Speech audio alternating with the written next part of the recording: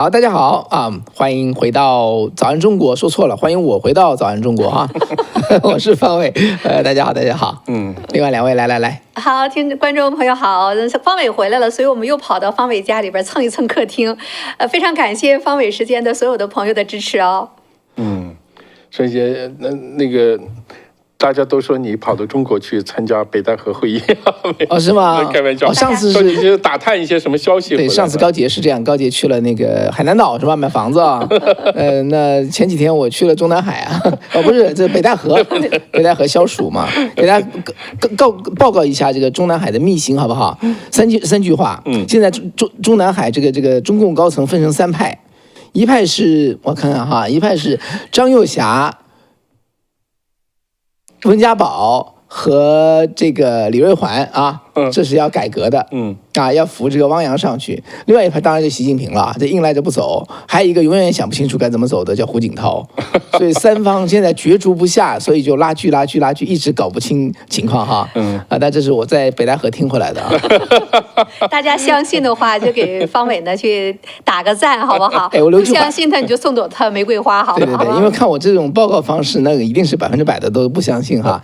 大家在这等6个月，搞不好我刚才说的全是真话。现在叫立此为证，好不好？立化为证。对，那就输给所有今天的这个听众朋友们一顿牛排。那另外那个还有一个哈，大家一个这个错误解读啊，这个高杰总说这个占了方伟家的这个客厅，有观众真的说啊，就是说啊，原来这个地方是方伟家的客厅啊，是方伟时间的那个这个叫什么来着？打比方的说法哈，我们这个地方没有撤了，只是方伟跑调一下哈，去到这建国之旅，然后现在回来。anyway， 所以非常高兴大家还在啊，对，好像人还更多。非常谢谢。我们在方伟不在的时候，方伟非常不尊重大家的民意选举，82%的人认为我们应该留在方伟时间，对吧？然后方伟呢以建国之旅之名呢，就把我们扔到了早安中国。但是呢，在昨天都有1500多个朋友一直在线呢去收听收看我们的节目，在这里真心的对大家说一声谢谢，谢谢你们的支持，这是对我们前行的最大的鼓励。所以石山，你说几句话，人家是很冲着你过来的。这个对。我其实因为我在哪儿都是做客，所以我在方伟这个客厅也好，在高杰那儿客厅也好，在早安中国这儿算是半个主人，对，半个主人，主人，所以这个主人之一啊，非常感谢大家能支持啊，非常感谢。好。那今天是周五了，对，但是呢，今天的消息呢非常的多，所以咱们一个一个聊。今天最新的消息呢，我刚才看到的就是下周五啊，这关是美国方面的消息透露出来的，川普要跟普京在阿拉斯加见面了。这是今天最新的消息，最火热的，真没想到的啊！那大家在猜。8月7号那10天限期已经过了嘛？今天都8月8号了。本来呢，我们是想谈一谈8月8号这个各种税、各种关税和印度的各种表现。结果这个消息出来了，所以那就别客气了，两位都说一说吧，到底这个你们怎么看？而且普京跑到美国阿拉斯加去见川普，怎么解读？这个也不算是美国前俄罗斯领土。那这个是这样的。以前这个两国外交上面，很多国家都是这样，说我去你那是我调价，你去我这是我这个是谁的主场啊？对，主场的问题，所以阿拉斯加刚好是中间。这个可能是比较合适去。地理位置是中间，但是你从国籍上就是普京跑到美国这儿来见川普，对，说明什么？之前你看那么硬啊，包括他的前总统跟川普那怼的那个样子，然后呢，现在普京突然出面了。5月份普京刚刚放飞了一把鸽子，本来呢是要谈和平协议，结果他不去了。那个就跟乌克兰的那次终于见面的一次谈判，就交换战俘。那这之间呢，我们也不知道到底他们这个川普会不会马上做2级制裁？结果他俩今天要见面了。那到下周5之前，看来又得拖1个礼拜喽。这2级制裁看来是启动不了喽。看来是对，肯定会拖一段时间。现在的情况呢，当然是对俄罗斯非常不利啊，非常不利。那主要是这个世界上主要的经济大国，主要的这个世界大国，起码没有人敢公开站出来支持俄罗斯，就算中共在私下说我们做了多方策应，但他也没有公开这么说，对不对？而且他一看情况不对的时候，他也到处说他反对战争啊，什么要保护领土完整啊，主权完整什么的，也会说这样的话。所以这个中国和俄罗斯，咱们先抛开中共来谈，这两个国家在历史上就是从来都是借对方弱的时候，反而拿最多的好处。你现在中国都说这个俄罗斯沙俄时期占中国领土，最多有的说150万平方公里，有的说300万平方公里，有的说360万平方公里，因为以前的国界不是特别确定现在到底怎么样，这个没关系。但是俄罗斯确实是占了中国最多领土，但是很少人中国人去研究它是怎么占的。每一次占都是打着帮助中国的名义占的。第一次是这个英法联军，那是打那个就是第二次鸦片战争，俄罗斯要说我要来帮你，来帮你，结果就把外东北就基本上给占了，然后这是1860年嘛，那个这个最后签了个瑷珲条约，最后到北京去确认，最后呢到这个1900年就是八国联军的时候，俄罗斯又把的很多地方，包括图们江出海口，包括海参崴，包括这个江东64屯包括这个熊瞎子岛全部都是也是说是我帮你守护，这最后都给占了。说我帮你防日本也就是都是这样的。中国人也是这样中国人就是跟那个中共和苏联这个双方的这种关系，到最后也是把苏联给卖了。所以这两个国家其实内心的这个相互防备是很深刻的，非常非常深刻。就算现在中国的知识分子里面，中国的这个精英里面，对俄罗斯的这个想法还是另外一回事。另外，宣传是没有用的，宣传只是对普通老百姓真正的知识分子里面对这个问题是很清醒的。俄罗斯也是这样，所以这两个国家他们的合作总是临时和暂时，因为这个某一种当下的利益可能会合作，但是呢，他对对方的不信任是非常非常深刻的，这个都不需要宣传。大家都是，所以只要有机会，赶快脱身。这个我觉得现在情况有点像。如果普京认为美国的主要敌人是中国的话，是中共的话，他可能是宁愿站在第三者的立场，站在中间的立场，就像他说老虎和狮子打架，我们干嘛我干嘛要要插进去？我要坐在旁边。所以他现在最好的办法就是赶快结束这个战争。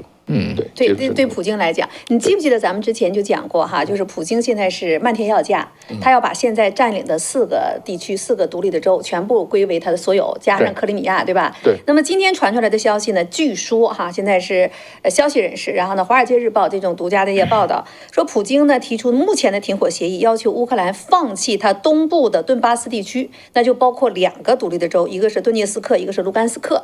然后呢，承认这个2014年。对，克里米亚成为俄罗斯的领土，然后来换取全面停火。那2个南部的呢怎么办呢？他要求呢是2个阶段。第一阶段呢，乌克兰从顿涅斯克撤军，然后呢冻结战线。第二阶段呢，就是普京和川普他们2个去商量，来定最终的和平计划，然后再跟泽林斯基去谈。然后这里边呢就没有说就是扎波罗热和赫尔松地区到底怎么办？还有呢，这个北约你到底让不让乌克兰进到北约？所以呢，这几个是今天我们看到的最新消息，比我们之前知道的普京要全面都怎么样，最起码降了一个调了。所以，如果是这样的一个条件的话，你觉得有没有可能成呢？我觉得这个可能是俄罗斯最早就想要达成的一个最基本的一个成果，为什么这样说呢？因为这个他说的这几个地方，在1950年代之前都是属于俄罗斯的，说这个顿巴斯地区，就是乌东的顿巴斯地区和克里米亚以前都是属于俄罗斯的领土，是在赫鲁晓夫这个执政期间呢，把这2块地方划给了乌克兰。所以对于很多俄罗斯人来讲说，如果我们是一家人，大家是兄弟，我可以把家具让给你啊，这个院子让一块地方给你，但是你现在分家，而且还跟我这个不对付了，对不起，我想要回来。所以他最早的这个战略的目标啊，其实就是第一，要克里米亚是一定会拿回来的，然后顿巴斯地区就是卢甘斯克和这个顿巴斯克是吧？两个地方。两个州2块小的地方，这个是一定要回来。这是俄罗斯最早的这个战略目标。我在战争一开始的时候，我曾经写文章，我就这么认为。我认为他的讨价还价，最后如果停战的话，这是俄罗斯最后的一个底线。他要做到这个东西，要做到。其实克里米亚。虽然国际上去制裁俄罗斯，但是很多国家，包括欧洲很多国家的精英都认为这个克里米亚是拿不回来的，就给俄罗斯算了，因为这本来就是他的，本来就是他，就这个意思啊。说你现在这样那样的，当然这里面呢。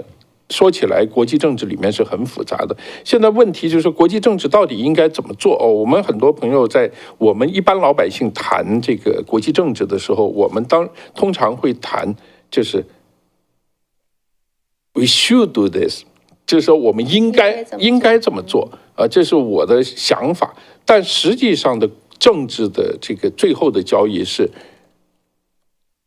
the only thing we could。The only thing we could do， 就是我只能这么做，就是说，它是一种非常现实主义的一种游戏吧。在搞政治的都是这样，是非常现实主义。所以很多朋友啊，尤其是我们做自媒体的时候，谈到美国，谈到这个国际政治的时候，我们比较容易把意识形态放到比较重要的位置，但实际上在政治操作的时候，它的利益远远会比意识形态要重要的多。这个是所有国家操作都是这样的，包括美国在内也是这样的。所以现在的情况就是说，那乌克兰这个战争怎么停止？最实际的做法其实就是现在普京谈到的这个事情。他这个条件，实际上他已经退到了他最后的一个底线。如果他再退，我估计他这个总统也就很难做了，就比较难做了。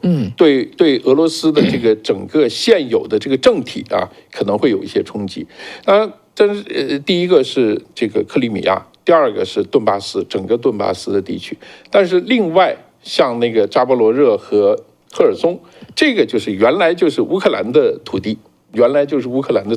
所以这个是抢过来以后，作为一个要价放在这儿，我到时候可以还给你，这是我的看法啊。我觉得最后的结果很可能就是现在普京说的这个情况。现在这个情况达到这个程度啊，这石山您讲的这个，我今天到战争3年多，我觉得现在有点儿能够理解，因为你看到乌克兰打得太惨了，对，死那么多人，得打不下去了，人呐、武器啊，方方面面的。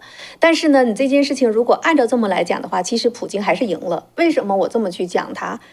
你二战秩序你怎么去说呀？对，你。乌克兰从你前苏联你们解体之后，你2次3次你官方承认你们独立的，对吧？你们都是几次官方承认文件的。对。现在啊，你说过去那是我的，然后我就给你打回来了。你美国也输了，你没有办法维护你二战之后，或者是你们在纸面上签的这些东西。那普京其实赢了，而且起了一个非常不好的作用。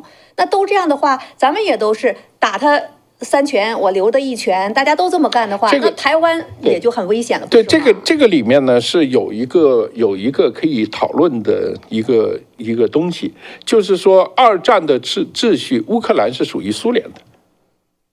就是说，如果我说二战以后的这个所有的国家主权啊，但是乌克兰它并没有一个完整的主权。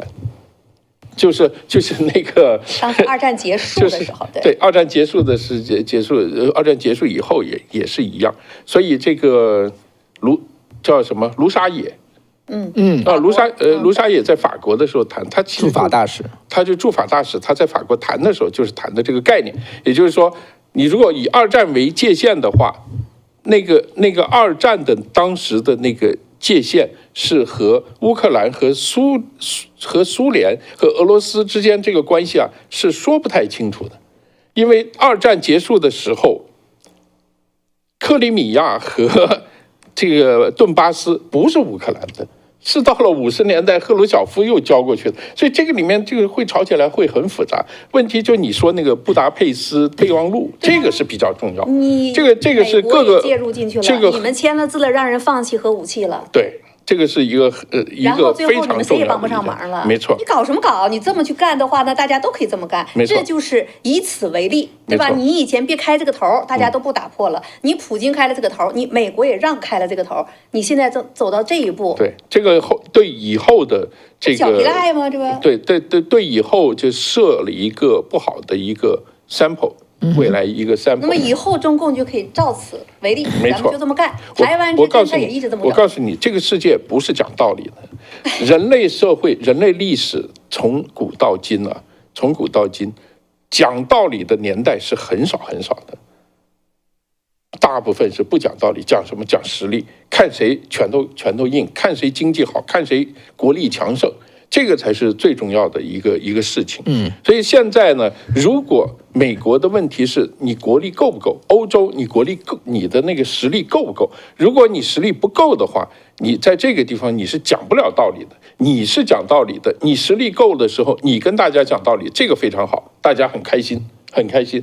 但是当你实力不够的时候，当你这个衰败下去，你的制造业、你的这个经济开始往下走的时候，别人跟不跟你讲道理，那是别人的事情，这个就很难说了。所以我说这个世界永远都是，就是这个政治啊，都是最后是靠实力来讲话的。所以那个不是很有名的一句话，当这个实力悬殊的时候，实力就是外交；当实力差不多的时候，外交就是实力。现在就是实力有点接近了，所以变成了。外交怎么玩是变成了看，就是看谁能赢，就是赢在外交上了。我说个跟你们观点不太一样的看法哈。我觉得目前呢，大家都觉得是看这个样子，战争好像可以结束哈。因为首先双方很快就说下个星期五见面嘛，对不对？已经说好见面了。但是我觉得这件事情总是很怪。怪在什么地方呢？就是那个普京的 behavior。我最开始我想起来，我以前跟唐景远这个叫做什么打赌牛排，我输掉了哈。原因就是因为我认为哈，这个川普是能把普京拉到自己这边来的，从中共那边他就没有拉过来嘛。不仅没有拉过来，我觉得普京跟中共贴得越来越近，商量的东西越来越多，中共的行为模式在他身上显示的越来越多。比如说吧，他就是软的硬的同时来哈，手法很多呀。比如说他手下的，比如说梅德韦杰夫，他的这个前总统嘛，那说话真的说得很凶啊，把川普气到2个核潜艇调到边上来。梅德韦杰夫绝对是在普京授意下说的，我认为哈，因为在这种国家哪有他自己的什么大嘴巴言论自由这一说呢？所以他说的那么狠的话，普京让他说，然后其实普京很多手下都说硬话，普京自己说软话。这就是一个其实我觉得是很奇怪的事情啊，就是说比较不是奇怪，就是让人觉得很wonder的事情。手下硬自己软，然后呢，他请这个叫做上个星期二请这个叫不是上星期二，这个星期二请川普派特使过去，对不对？然后又见了面，然后呢谈完之后，现在说下个星期五，我觉得呢只能说明2点：第一呢，普京他确实不想惹恼川普；第二呢，我认为他仍然在做缓兵之计。他就需要时间，他也认为他只要有时间就好，他只要不断的阐释往前推进，一定是打到哪个阵线，那就是自己的 gain。到最后如果封下来的话，那就是 OK。他今天说了哈，他说你把这个顿巴斯克这个让给我哈，当然卢甘斯克他已经全拿下来了，顿巴斯克拿了2/3，还有1/3没拿，对不对？对。你说我觉得叫泽连斯基把2/3让出来，我认为他绝对不会让的，他不会让，所以这个话说了白说。但是呢，这一拖就拖8天，川普原来说给他10天，那一张嘴就是8天之后再说，8天之后肯定会谈，对不对？谈完之后一定有一个什么结果，对不对？然后这个结果不是需要时间再去实现吗？那再往回拖到一定的时候呢，川普又受不了了，那我们再谈吧，再找个地方去谈。谈完之后这就是中共的3轮啊，这个叫做什么来着？这个日内瓦谈一次，伦敦谈一次，斯德哥尔摩谈一次，就是永远这种拖延战术，拖到后来他就认为他可以一直 gain 下去。对。所以呢，我其实是不看好哈，当然我也没有说，我除了我刚才说的呢，我也没有太多的理由，我只是一个直觉，我觉得他们就是好不了。我说这个美俄2个哈，就谈出一个休兵霸战，现在大家都觉得希望上来了，谁都希望这个俄乌战争就停下来好了，对不对？这个川普把兵力拉到这个亚洲去对付中共 ，We all hope so, looks like so。但是呢，我还是觉得它就不会发生，因为普京的这个行为太多，就是怎么说呢？就是不是那么这个俄罗斯的情况就是这样。俄罗斯之所以一直很难融入欧洲，它有一个重要的原因就是这个原因，就是总是玩这套。对，他永远在玩。他不光跟那个欧洲人这样玩，他跟中国这个满清的时候也是这么玩，他跟那个中华民国的时候也是这么玩的。他挑着中华民国全面抗战，跟日本人要打起来，最后他自己他跟人家签合约，他跟日本就签了一个互不侵犯的条约，然后承认满洲国是日本的势力范围。这他永远都在这么干他就是，但是呢，这个也是一个怎么说呢？就是说，你背后如果没有足够的实力，也就你没有能够把它打痛，他还觉得有机可乘的时候，对，但这个问题是在这儿，有实力的是美国，有实力的是川普并不真正想用。比如说今天大家等一个经贸大地震呢，我已经说了好几天了哈。今天如果2级制裁下来，那就是一个经贸的大地震，起码严重打到中共，打到印度，对不对？打到巴西，这都是跟俄罗斯做生意的国家，但是没有做啊，川普也没有解释啊，就是那到下个星期五吧，8天之后，下星期五之后，那再到哪一天吧？到哪一天来再谈吧。维特科夫去莫斯科，我不知道去了几次了，对，没有用，所以我不看好啊。我们再过这个叫做10天半个月之后再看，我觉得我不看好会停战。现在这个节骨眼啊，现在这个节骨眼非常的关键，对川普来讲，我觉得川普也不是不知道，他一次的被普京一直在拖延这个时间，所以呢，他给他最后10天的时间。当然了，到8月7号，今天已经8月8号了，10天已经到了。对。然后呢，这个中间你看，印度那边就出现了反复。印度本来呢，这个关税谈来谈去，今天穆迪已经出来讲话了。那穆迪直接在讲到了，现在全部叫停。本来要买美国的飞机呀，买这个那个的，现在全部叫停。那经贸的这个外交部长呢，经贸不来了。现在川普呢这边要加50%的关税。那现在呢，穆迪本来呢我们看到的这个势力要拉走的，所以你这个节骨眼很有意思。普京现在答应见面了，完了穆迪这边、印度这边又搞僵了。那么川普之前已经说到了，他要祭出2级关税。就像刚才方伟讲的，如果这次川普再给一次机会，给普京再拖他8天，这8天之内这边谈着，这边还在乌克兰再去打他，因为他现在是 double 的这种无人机不断的在攻击基辅，不断的在攻击乌克兰境内的这个，现在还在攻击。川普会由着这件事情去做吗？那反过来我们可以想象一下，川普有没有可能在谈的8天的时候，我在启动着2级制裁，我最起码先对印度先启动着。他对印度已经说出来了吗？50%关税已经讲了，俩人已经闹了，那我也是借这个给你普京来施加压力。之前我看到大家也都在分析这个，就说他对印度这个呢，其实在借印度压普京啊，摆出一副非常强硬的这样一个姿态。所以方伟觉得很没有信心，我倒是觉得。这个是恰恰川普也用他的这种方式，在吊着普京压着这个印度，同时给着中共做着看。所以接下来这个制裁呀，如果在这谈判的7、8天之内，普京还敢玩这个的话，川普很有可能拿出去的。这是我个人的看法。我觉得不会哈。我知道你的逻辑哈，但是我觉得不会。川普就是这样，他始终对普京带着他的期望。一个美好的愿望，一直在等这个叫做普京这个善意的回忆。他既然要见面的话，那是第一次见呢。我觉得川普会给他这个时间。所以呢，这个事儿，对，反正我就再说一下，我就觉得我今天看了一个细节哈，就现在印度不是跟美国也杠起来了嘛，对不对？美国打他50%的关税上去，你会觉得他要弯腰吗？他就说为什么这样制裁我，既不合理也不正确等等之类的，说了一堆。但什么意思呢？他说你美国呀，你也在买俄罗斯的东西啊。你在买几10亿美元的东西，我就去查了一下，你知道吧？那确实没有错，因为美国农民需要的尿素，这确实俄罗斯有哈，还有就是油啊，就是那个核电站需要的那个油，也是从俄罗斯提炼，俄罗斯占全球44%。但是宏观 picture 是什么？宏观 picture 是美国从俄乌战争开始以来，美俄贸易从330亿变成就20亿，就是刚才我说的这两个东西。印度从110亿变成720亿，你说川普制裁你一下不对吗？发战争财，他现在说你还在买不是吗？你怎么说？你怎么能怪我呢？所以我觉得印度，说实话也是这样哈。印度有时候也不是那么 fair， 但是呢，我对于他那么硬，我真的很 surprise 因为印美贸易最起码咱们今天知道1200多亿，对不对？你印俄贸易那么强，你怎么还追不上美国？何况美国是一个做大生意的一个贸易伙伴。哇，这个穆迪这么去弄的话，我真的非常 surprise 啊！所以今天其实有一个问题，我也想听听你们两位的意见，那就是现在呢，这个砖头国家哈，金砖国家、板砖国家，你们叫板砖，大家得听得懂哈，我们的观众得听得懂。那你看现在印度又硬起来了，然后呢又要到中国去了，再加上俄罗斯、中国、巴西，南非。再加上南非，那现在在这个节骨眼上，他们还真的能抱成团吗？你们怎么看啊？那是砖头，这个要想砌成墙、砌成房子，它有条件的，不是说堆在一起就能砌成个房子，那个是要有水泥，要有压力。现在这个压力来了，对，压力来了。所以现在就是我插一句说水泥好不好？我觉得印度也好，这个巴西也好，他们认为的水泥就是中共能给的钱。所以现在就是今天待会儿我们要谈那个话题嘛，中国的老百姓或者中共政府已经穷到什么地步了？我觉得他们好像搞不太清楚状况啊。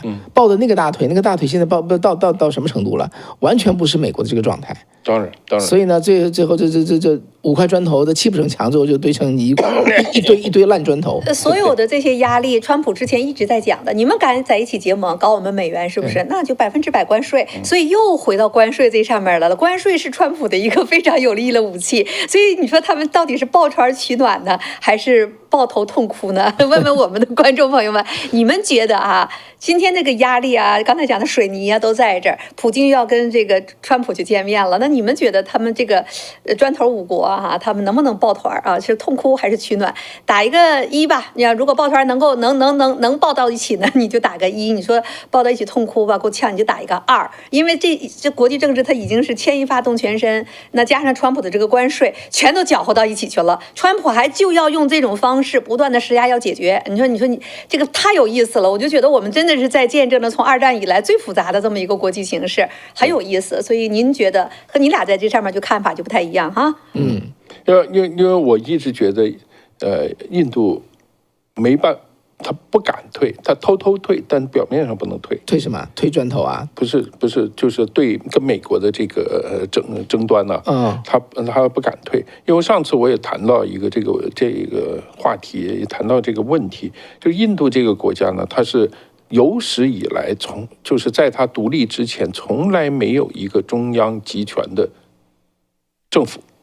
从来没有过一直都是比较散的，它是非常松散的一个国家。所以印度，我们谈到印度，它是更多的是一个地理概念，在历史上它是更多是个地，它就是其实它并没有一个像秦始皇这样的有一个自己的官僚体系，有一个这个中央政府啊。他其实并没有，他更像欧洲这种，有一个皇帝，好，大家认你是皇帝，明天我就不认了，我明天认另外一个人了。所以这个现在呢，自从印度独立以后啊，从英国独立以后，他们一直想做一个比较强硬的中央政府，这个呢会引很多问题，当然最根本的问题是经济不行，所以在穆迪的这个现在领导下呢，他有几个东西。第一个，他经济开始越来越好啊。第二个呢，他是用一个大印度主义来统一全部这个印度人的这个意识形态，就是这种情绪，这个认同吧，国民认同，它是刚刚开始上了一个高度。所以过去10年，印度的民族主义是高涨的。是吗？对，高涨。这种高涨呢，我们可以看到是印度对中国的态度啊。为什么他绝对不能退？他一定要很硬很强，因为这个东西是是现在印度特别需要的一个东西，所以为什么穆迪总是连任？因为他就是表现的非常强硬的一个态度，他对谁都表现的非常强硬。所以在目前这个情况下，如果他对美国显得比较软弱的话，这个里面会产生一些他自己的一些问题。这是印度本身他面对的一些问题。那你觉得他会不会？这个叫非常尖锐的冲突过了之后，或者他政权的稳固的这个问题，这个威胁降低之后，他还跑出金砖来跟美国讲和呢？我觉得他现在如果他要延续他这个经济的这个后市啊，他必须得对，我觉得也是这样，他必须得他也现在因为这个世界上，因为说实话，这个世界真正的靠2次世界大战以后吧，靠本土市场变成一个经济特别好的，基本上很少。是，它必须得依托一个外部的市场，也就是说，它的制造业、它的制造能力必须要用别人的市场来完成。因为这是一个循环，一个圆圈。你有制造，然后卖掉，然后利润回到制造，然后你才能不停的长大。对，所以在所有的国家都是我发展这个制造业。那我必须要出售这个东西，所以每一个国家都有一个问题，就是这个就叫所谓我们说吧，产能过剩。产能过剩是相对于本国市场来谈的，所以这个就是要做外贸，所以这也就是所谓的这个全球化的一个最重要的一个动力。所以现在问题是全球化的终端的消费市场是在美国。所以，如果你被排除出去这个市场的话，等于是过去2战以后的这个经济模式是你要完全改变，你才能做到你的经济发展。所以这个对我相信对印度也好，对很多国家来说也好，他们非常充分认识到这个问题。这也是川普为什么他的关税这个全球关税的这个政策能够起到一定的这个效果的一个最重要的原因。那大家都看得到，这个就是一个现实。巴西50%关税，印度50%关税，俄罗斯正在制裁当中，然后呢，中共放到那儿晾到那儿哈，90天以后咱们再说。所以呢，现在还剩个南非哈，30%，南非30%，对吧？你现在基本上这几个国家，那川普的这个关税都压在这儿呢，那中共那个可能会更高。那这一部分下去，巴西的经济就那个样子了，印度也得靠美国的这个市场。这里边现在把俄罗斯也拖到这个份儿上了，就是中国。但是我看到昨天，就包括今天，中国的海关这个数据呢，7月份中国的外贸出口呢，现在是上升的啊。那它这个呢，一共是同比今年上半年经济同比增长了5.3%，其中出口5.9% 的增长是主要靠这个呢顶起了它的这个经济。然后呢，它自己的这个出口呢也挺有意思，7月份出口比去年同期增长了7.2%，比6月份的5.8% 还高。然后呢，基本上呢，它是对美国的同期出口呢，7月份下降了22%，6月份下降16%，5月份最多35%。现在呢，美国方面呢都在看，就是昨天晚上半夜就已经开始。新的税收已经真正开始征税了。现在看的是什么呢？就40%的转运的这个关税，因为现在就说其实非常的难，你怎么判断这个是多少的零件，多少的原材料是来自中国的呢？美国海关头大，所以今天我看到呢，很多的这个专家就在分析，他说其实呢，过去这段时间为什么美国的经济股市好像看起来川普的这个关税没有受太大影响，转运。换类别都能够让这个关税不受到你新关税的冲击。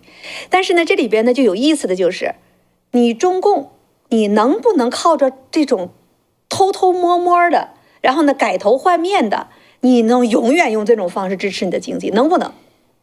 就是转运关税的这部分已经成了现在新关税启动之后能不能掐死中共转运的一个最热的焦点。我觉得真的可以拖很长时间啊！我以前没有意识到，你知道俄乌战争一打起来，对不对？马上俄罗斯被欧洲跟美国制裁，你知道实际上什么也没制裁到。我后来进去研究了哈，因为俄罗斯能赚外快的就是一个是石油，一个是粮食嘛，对不对？粮食其实人家没有拒绝，但最重要的就是石油这一部分。石油呢，俄罗斯很快哈，你这件事情是2010年从委内瑞拉的石油禁运开始，委内瑞拉就搞这个影子船队。影子船等一个船嘛，在外面国际上都有什么样的限制哈？一个自动的识别系统啊，一边走一边说发出信号我是谁，谁都知道你是谁，很简单，啪啦关掉就完了。然后委内瑞拉当年就这么做，他就能够赚他的外汇。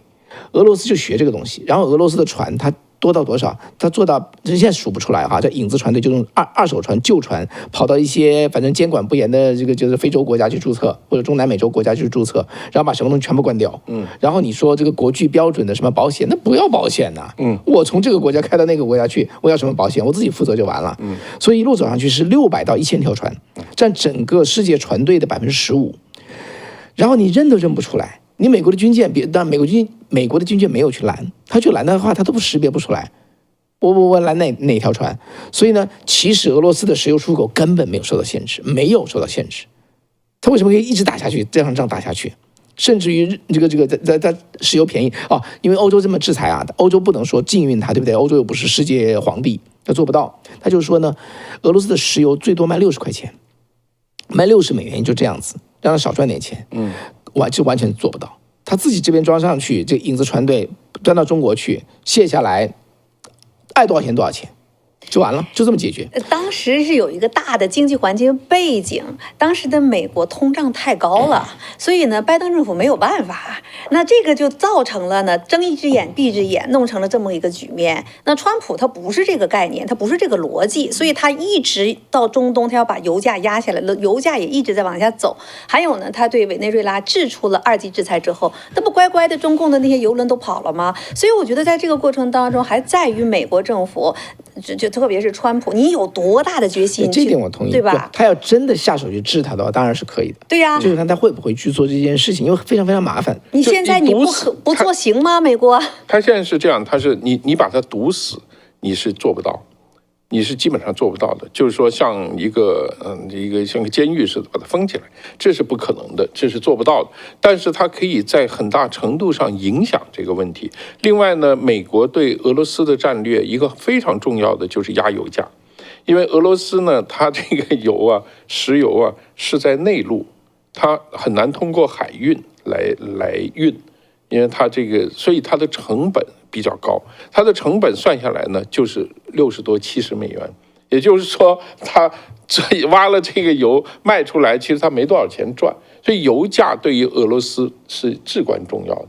所以每一次一旦跟美国跟俄国或者欧洲跟俄罗斯开始有冲突的时候，你就看这美国总统最大的一件事就跑到中东去，大家多生产油多采油然后呢就是把这个油价压到60、70美元，如果压到50美元以下呢，基本上俄罗斯就开始亏损了，就开始亏损。那大压到50、60的话呢，俄罗斯基本上没什么。它虽然出口的多，但是它那个赚不到钱。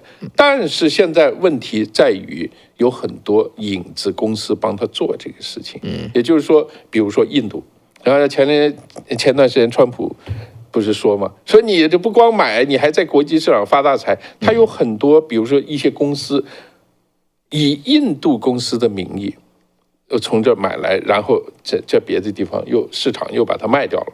所以他那个钱他是可以来回倒的，可以来回倒。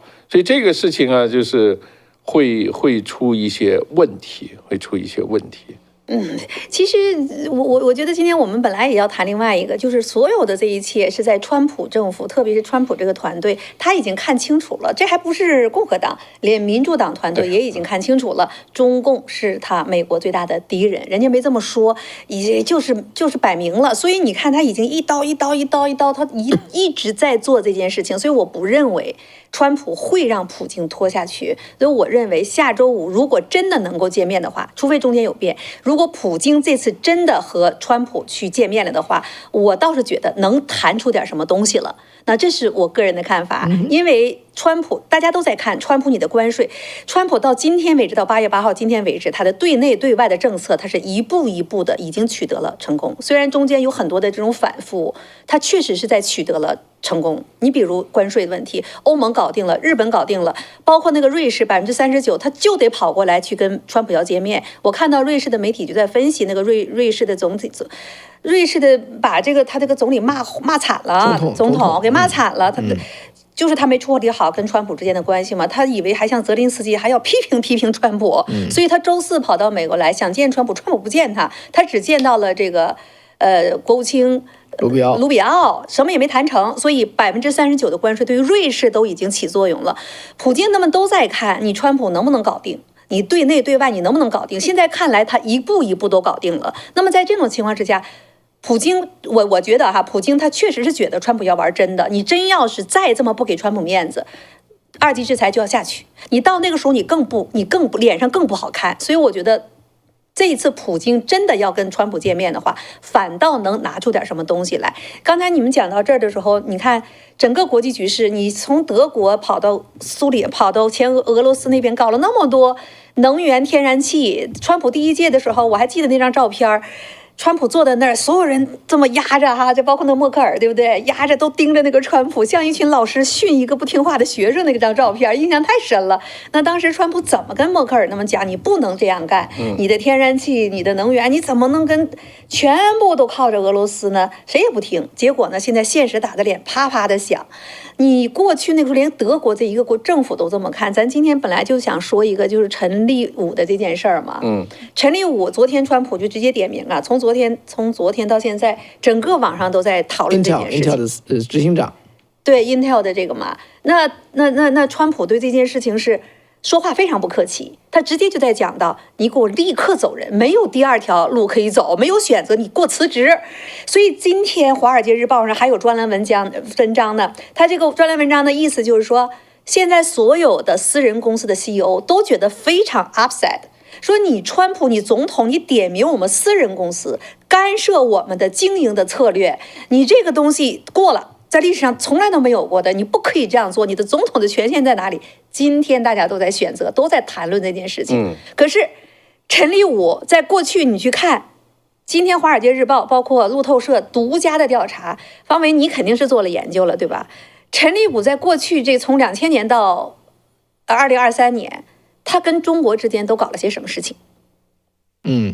陈立武这个人呢，我想你们以前讲过没有？没有，还没讲过。昨天消息出来他是马来西亚华人嘛，对吧？但是他是在新加坡长大，然后在美国念的 MIT 然后又到这个旧金山大学念的 MBA， 他有物理学位，叫做什么来着？应该材料学位，还有就是 MBA 的学位，管理学的学位，确实很有才华。我就想说像这样的人呢，他做了好几件事情一个呢，他直接支持中芯国际，上海的中芯国际的崛起，这是中共的半导体的核心产业，而中芯国际的芯片做出来就是给华为用的。所以整个是一条龙对，核心企业是他支撑做起来的。第二呢，他在早在1998年他成立一个叫做什么来着？一个华登国际，就是基本上是一个创投公司了，创投基金，基金公司投了中国叫做几百家企业，那么几百家新兴企业，将近600家呀，600家，所以人家把它中国那边把它叫做芯片之父，中国芯片之父，对，中国芯片之父，对吧？那么不是全球的，就是中国芯片之父。所以呢，这个人对于中国的这个芯片崛起，真的影响会非常大。对，我就跟你讲一个我自己的故事我当时是在你知道很早的时候呢，在1990年代末2000年初。那个时候有个什么2家这个叫做国际数据公司，一个叫 DataQuest，另外一个叫 Data 什么我忘了非常有名什么怎么讲呢？什么分析数据都是他们2家出来的，就像现在这个大的会计公司一样，经常援引他们。我在那个 Sunnyvale 的时候呢，看一个仓库，这个仓库的这个老板的朋友就是这其中 DataQuest 公司的一个 VP， 是个华人，在美国长大。然后他就跟我讲当时我们谈生意嘛，他也希望我签合约，跟他们一起合作嘛把我当个朋友，反正也不认识，有时候见到陌生人呢，你会什么都说出来，无所顾忌，对不对？他当时跟我讲，我印象真的很吃惊。当时呢，就讲的是他要劝美国公司到苏州去建那个半导体工业园。他说数据中心，他说我告诉你怎么建成的整个中国的半导体的发展的前景全是我们编的。我们出这样的数据，中国的人口有多少？我们最后怎么去推断出来说这个中国的购买力有多强？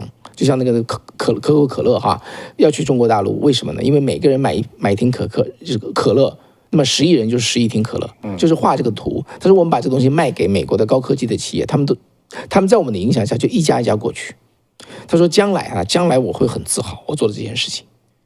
所以两个他的自豪的点在哪？那他帮助中国崛起啊，因为他虽然是个美国人，他是一个华裔哈，但是他的心确实 somehow 已经被买到那边去了。这个人是一个美国国际公司，就有点像华尔街那种公司，得很有公信力的，就像那种叫债务评级公司，就类似那种数据公司啊。对，他就跟我讲他怎么去作假。编造这些数据，把美国公司骗到那边去，就做一个漂亮的 PPT。对，然后呢，怎么帮这些公司？当然了，也包括在苏州，在中国能够起来。所以这个人，我觉得就是陈立武，这是类似的。对，我当时听完之后，我天哪！我说你这么骄傲啊！我说 You don't know what you're doing，但是他的自豪感是真实的。对，这就是这一类，我觉得啊，这个海外的人，他就这么做。在这个全球的华人精英里面，最愿意跟共产党合作、最看好共产党的。全部都是在海外这批人。对，我觉得在中国国内的这些精英啊，知识分子很多精英，其实还是这些大概知道共产党会怎么样的，所以但是这些华侨，尤其是东南亚的华侨，这个会是你看我讲的关于陈立武的几个事情啊，一个是中国国防科技大学，他搞那个他们的叫做核武器的核爆炸的模拟实验嘛，就需要很多的这个芯片或者处理的数据哈，那么他来提供软硬件给他们。那么另外呢，就是他以前最有名的，他是 Cadence 的老板，在硅谷谁都知道 Cadence 啊 ，Cadence 的老板就说叫做什么来着？翻成中文叫做什么来着？华裔啊，叫什么？华瑞吧是什么？华裔公司，不管是我们就说 Cadence 好了，他的这个公司在2015年到2021年6年的时间，在明确知道违法的情况下，向中国科技大学出售敏感的半导体设计工具、软件和其他技术。当然了，肯定中国所谓的国防科技大学就是其中一个而已。他多少全都这么去做，没错。所以像这个 Cadence 里头多少这个华人的工程师啊，我从硅谷出来的我都知道哈。所以呢，那简直是，我们白天还在说嘛，对不对？你说美国前几个月寄出 EDA 啊，就是 Electronic Design 什么什么 Assistant 啊 ，EDA 的这个技术管制，怎么可能管制？全是人家都是华人手里的东西，你管制谁呀？我今天还在跟他们公司的工程师我在讲呢，我说，因为有2家嘛，一个是 Cadence， 就是陈立武的这个，陈立武的 Cadence 呢，还有他的竞争对手 Synopsys， 这是 No.1， 他俩是竞争对手，都在中国大陆。然后呢，全都是中国大陆的工程师。他们说现在根本没办法分开。他说我们现在如果按照美国政府的说的，你不允许出口 EDA。他说我们一切割。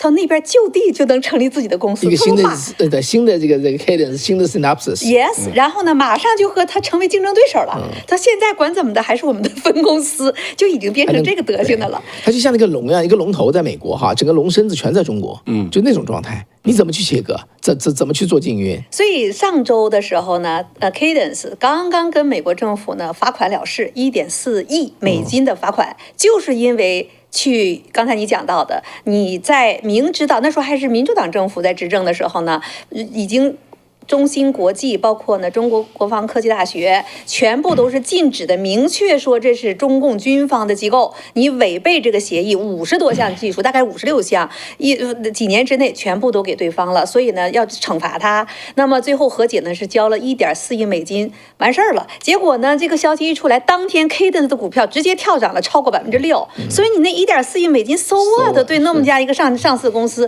所以美国过去不管是对俄罗斯哈这个乌俄战争也好，包括呢对中共，他们一直都在这么去做，所以全世界在过去大家都觉得没有敌人了，那大家都在去，这中共也是，像这个陈立武，他不光是这个，你像中国国防科技大学，我们在中国都知道，那是就是哈尔滨哈军工嘛。他是哈军工50年代搬走的长沙那边，他直接是归中央军委直属的，他们属于军级的。现在到这里边上学的学生，挂军衔的，拿补助的，上大学是可以拿工资的。他是算军级，他是军级，他是军队的。你跟这样的大学合作，你把核爆的这种资料模拟核爆这个，你说我就想说啊，昨天我们就在说你怎么看这个事儿？如果说之前美国政府在国家安全方面没有大的政策，我说我不会责怪这些 CEO 和公司，你不去，大家都去。有那么多人各种目的都跑到中国去了，中国政府大笔的花钱。可是呢，当你已经明知道它是在美国限制级的这样的一些企业当中，你还把这种国家安全级别的技术全部输送给他，你怎么解释？对，所以我觉得啊，他这个心态都不是我们想的那样。如果说这位陈立武，但我不认识他，我只能说隔空的猜。如果他跟我碰到的那种其他的美国华人那种心态，他不仅是不介意卖东西给他们，我这个违规啊，他觉得很自豪哎。没错，他 do something， 我在帮助什么什么我的祖国，类似这样的想法，在历史上他会记一笔的啊。尤其是海外的华侨，尤其是马来西亚、印度尼西亚和新加坡的有一部分华人，对，他们对中国的这种认同，也是当地国家非常担心华人这个社区的一个重要的原因。不知道你将来的 loyalty 在什么地方，对不对？对。而且这个陈立武，你看他跟这个百人会啊，这 Committee of 100有几十年的关系。我认为哈，百人会。但我也没有仔细的调查，但是我知道这个2018年胡佛研究所就有发报告，2020年新闻周刊也发报告说，这个百人会就是尽量的避免批评中共和他的政策，那么在各方面对中共都是采取就不讲话的态度。那么百人会成员是中共统一战线工作部的目标，就类似像他们这种人，就是说，我觉得中共在海外针对这些所谓的名人哈，下的手真的是非常的周到，也非常厉害，真的能说服他，为了祖国大业如何，中华民族复兴，能够把他们的心能收回来。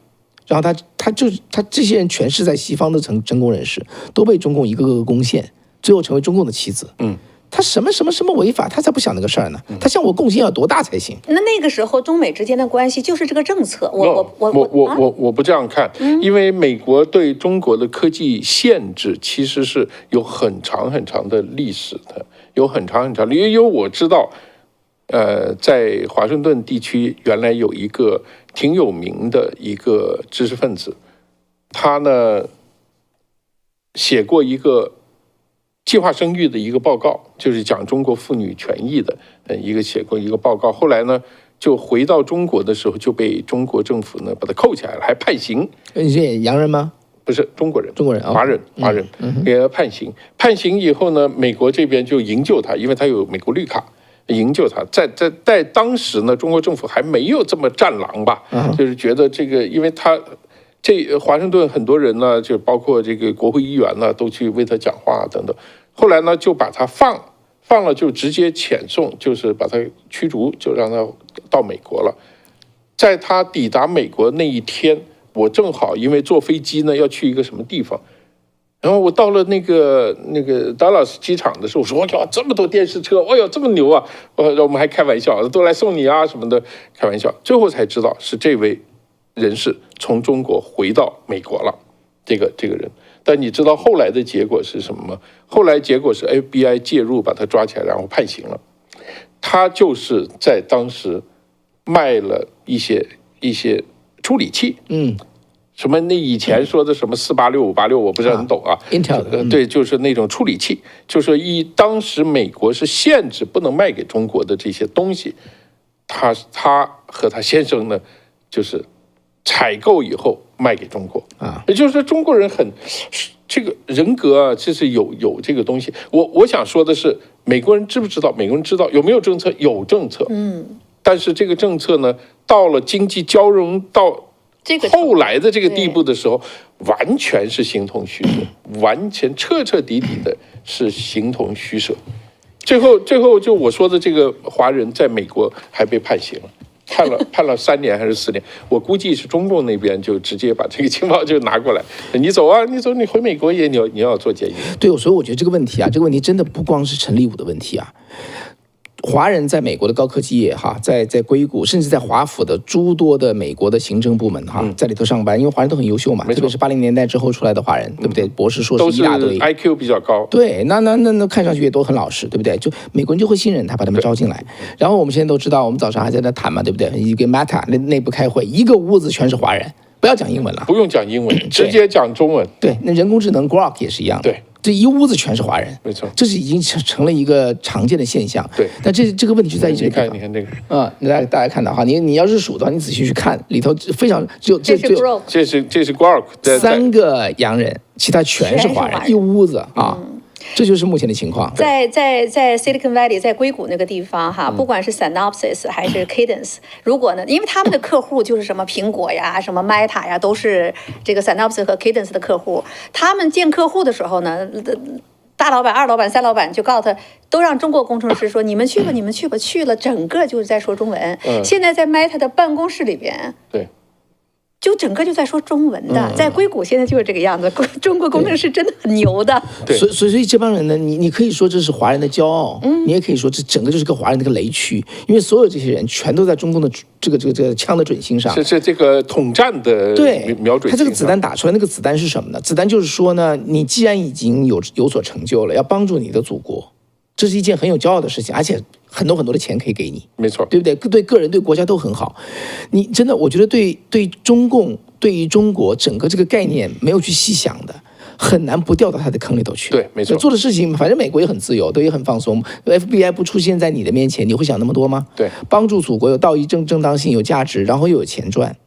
所以呢，这些人如果这些事情再这样搞下去的话，整个我们华人在美国会臭掉的。而且我们讲到说，美国现在已经开始对美国怎么解决这些问题？一屋子全是华人，你要高科技禁运，高科技1/3就是华人在做的，最后怎么办？我加一个故事哈。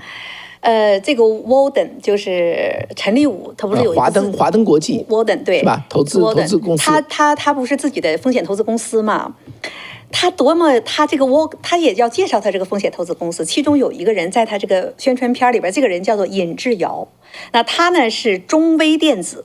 叫中微电子，他在那边就做了一个广告。他说我当时呢，中微电子成立的时候呢，我想到硅谷找风险投资，我的目标呢能募到1700个亿给我投资，我就很高兴。1700亿美金，1700万，1700万 ，sorry，1700万，他就很高兴了。结果呢，他就找到了陈立武，陈立武用了不到10天的时间，直接帮他拉来了5100万。5100万，他就意思就是说，这个风险投资公司陈立武很有 power， 很有能力，他就来介绍。那这个尹志尧，大家还记得2022年的时候，大概是10月份，拜登政府就宣布，所有美国工程师、所有美国公民，包括绿卡，不可以在中国的芯片和这种，我记得，对吧？不可以在那里边去服务。当时这个命令一下，马上就一批美国籍的绿卡的这样的在。包括他的这个中微电子里边服务的高管全部撤回美国。是。那么这个尹志尧呢，2022年他的财报的时候呢，他是美国公民啊。财报的时候，这个 CEO 嘛，他是美国公民。2023年的时候国籍不详啊。然后呢，今年大概4月份的时候，财报变成了他已经放弃美国籍，变成了中国公民了。所以什么意思呢？这个人今年已经81岁了，也是在硅谷。原来呢是北京出生，然后呢咱在洛杉矶加大，他是学的化工物理专业。然后这个人呢也是我算了一下，他回到中国的时候大概61岁，他创立了中微电子啊，也是2002年、04年那个时候回到中国，60多岁回去了，有点比张忠谋晚了10年。张忠谋大概是50多岁回到台湾创办了台积电。那么这个尹志尧呢，他就已经是放弃美国国籍了，这是。中国没有干大肆的报道，说呢这是海归派的又一个例证，放弃美国国籍，守着他81岁了，现在他总部在上海。那么这个公司呢，现在1年的收入呢，大概是90.6亿人民币啊，比去年成长46%，等等等等。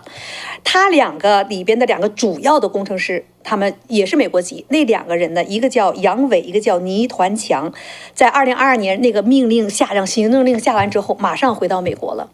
那我想说什么呢？陈立武啊，昨天晚上给他的团队呢就发了一封信，在 Intel 的内部，他说我在美国已经生活了40年了。他说那意思就是我呢愿意让美国强大啊，这是他的一个说法。可是刚才你讲到说中共拿枪瞄着你，你看一看尹志尧做的是什么事情。如果说还有人回到美国拿着绿卡说我想要美国，这个人是直接放弃美籍的，直接回到了中国。而且呢，你做的这个中微电子现在已经被列入，也是中共的叫做军方的这样的一些公司，也在美国的制裁名单当中，限制级别的名单当中。这个人也是陈立武一把推起来的。陈立武可不是推了1家公司，他整个在中国投了将近600家，其中最少有8家直接是中国军方的公司。所以陈立武跟中国之间的、跟中共国之间的利益如此之密切的这种情况之下，再有了这个尹志尧这种人物，我都可以这个时候放弃美国国籍跑到中国去。你觉得美国政府怎么看你这帮人？对，所以真的，这就是如果华人呢，在美国的华人，特别在位居要职哈，或者非常重要的这种技术能力啊，有这种能力的人，如果不能清楚的看清楚自己该怎么办的话，这个人群会变成个高危人群，会把整个华人群体就拽下去的。因为中美看的就是走向一个火车相撞的状态。在这种情况下，你还想两边都能拿好处，对，这是根本是不可能的。看来这是没有办法避免的。这个事情呢，我有看到另外一个趋势，就是有这么一个人群，这个人群对这个世界的未来非常重要，就是这一批华人的这个群体，就是他搞 IT 的、搞这个 AI 的这个群体，谁控制了这个群体，谁可能对未来就有主动权。所以这对于美国政府来讲，他们可能要认真想一想这个问题。真是啊，如果是他只是靠下命令，或者说这个你这样那样的罚款啊，这种我觉得是不 work 的。他们一定要就是说除非美国能想出一个整体的，从这个价值观、从意识形态上、从这个就是更高的这个立场啊，从更高的这个认识去判断这个事情，给整个怎么解决这样一个团体，怎么样做。他们如果不能提出一整套方案的话，他是注定要输这场战争的。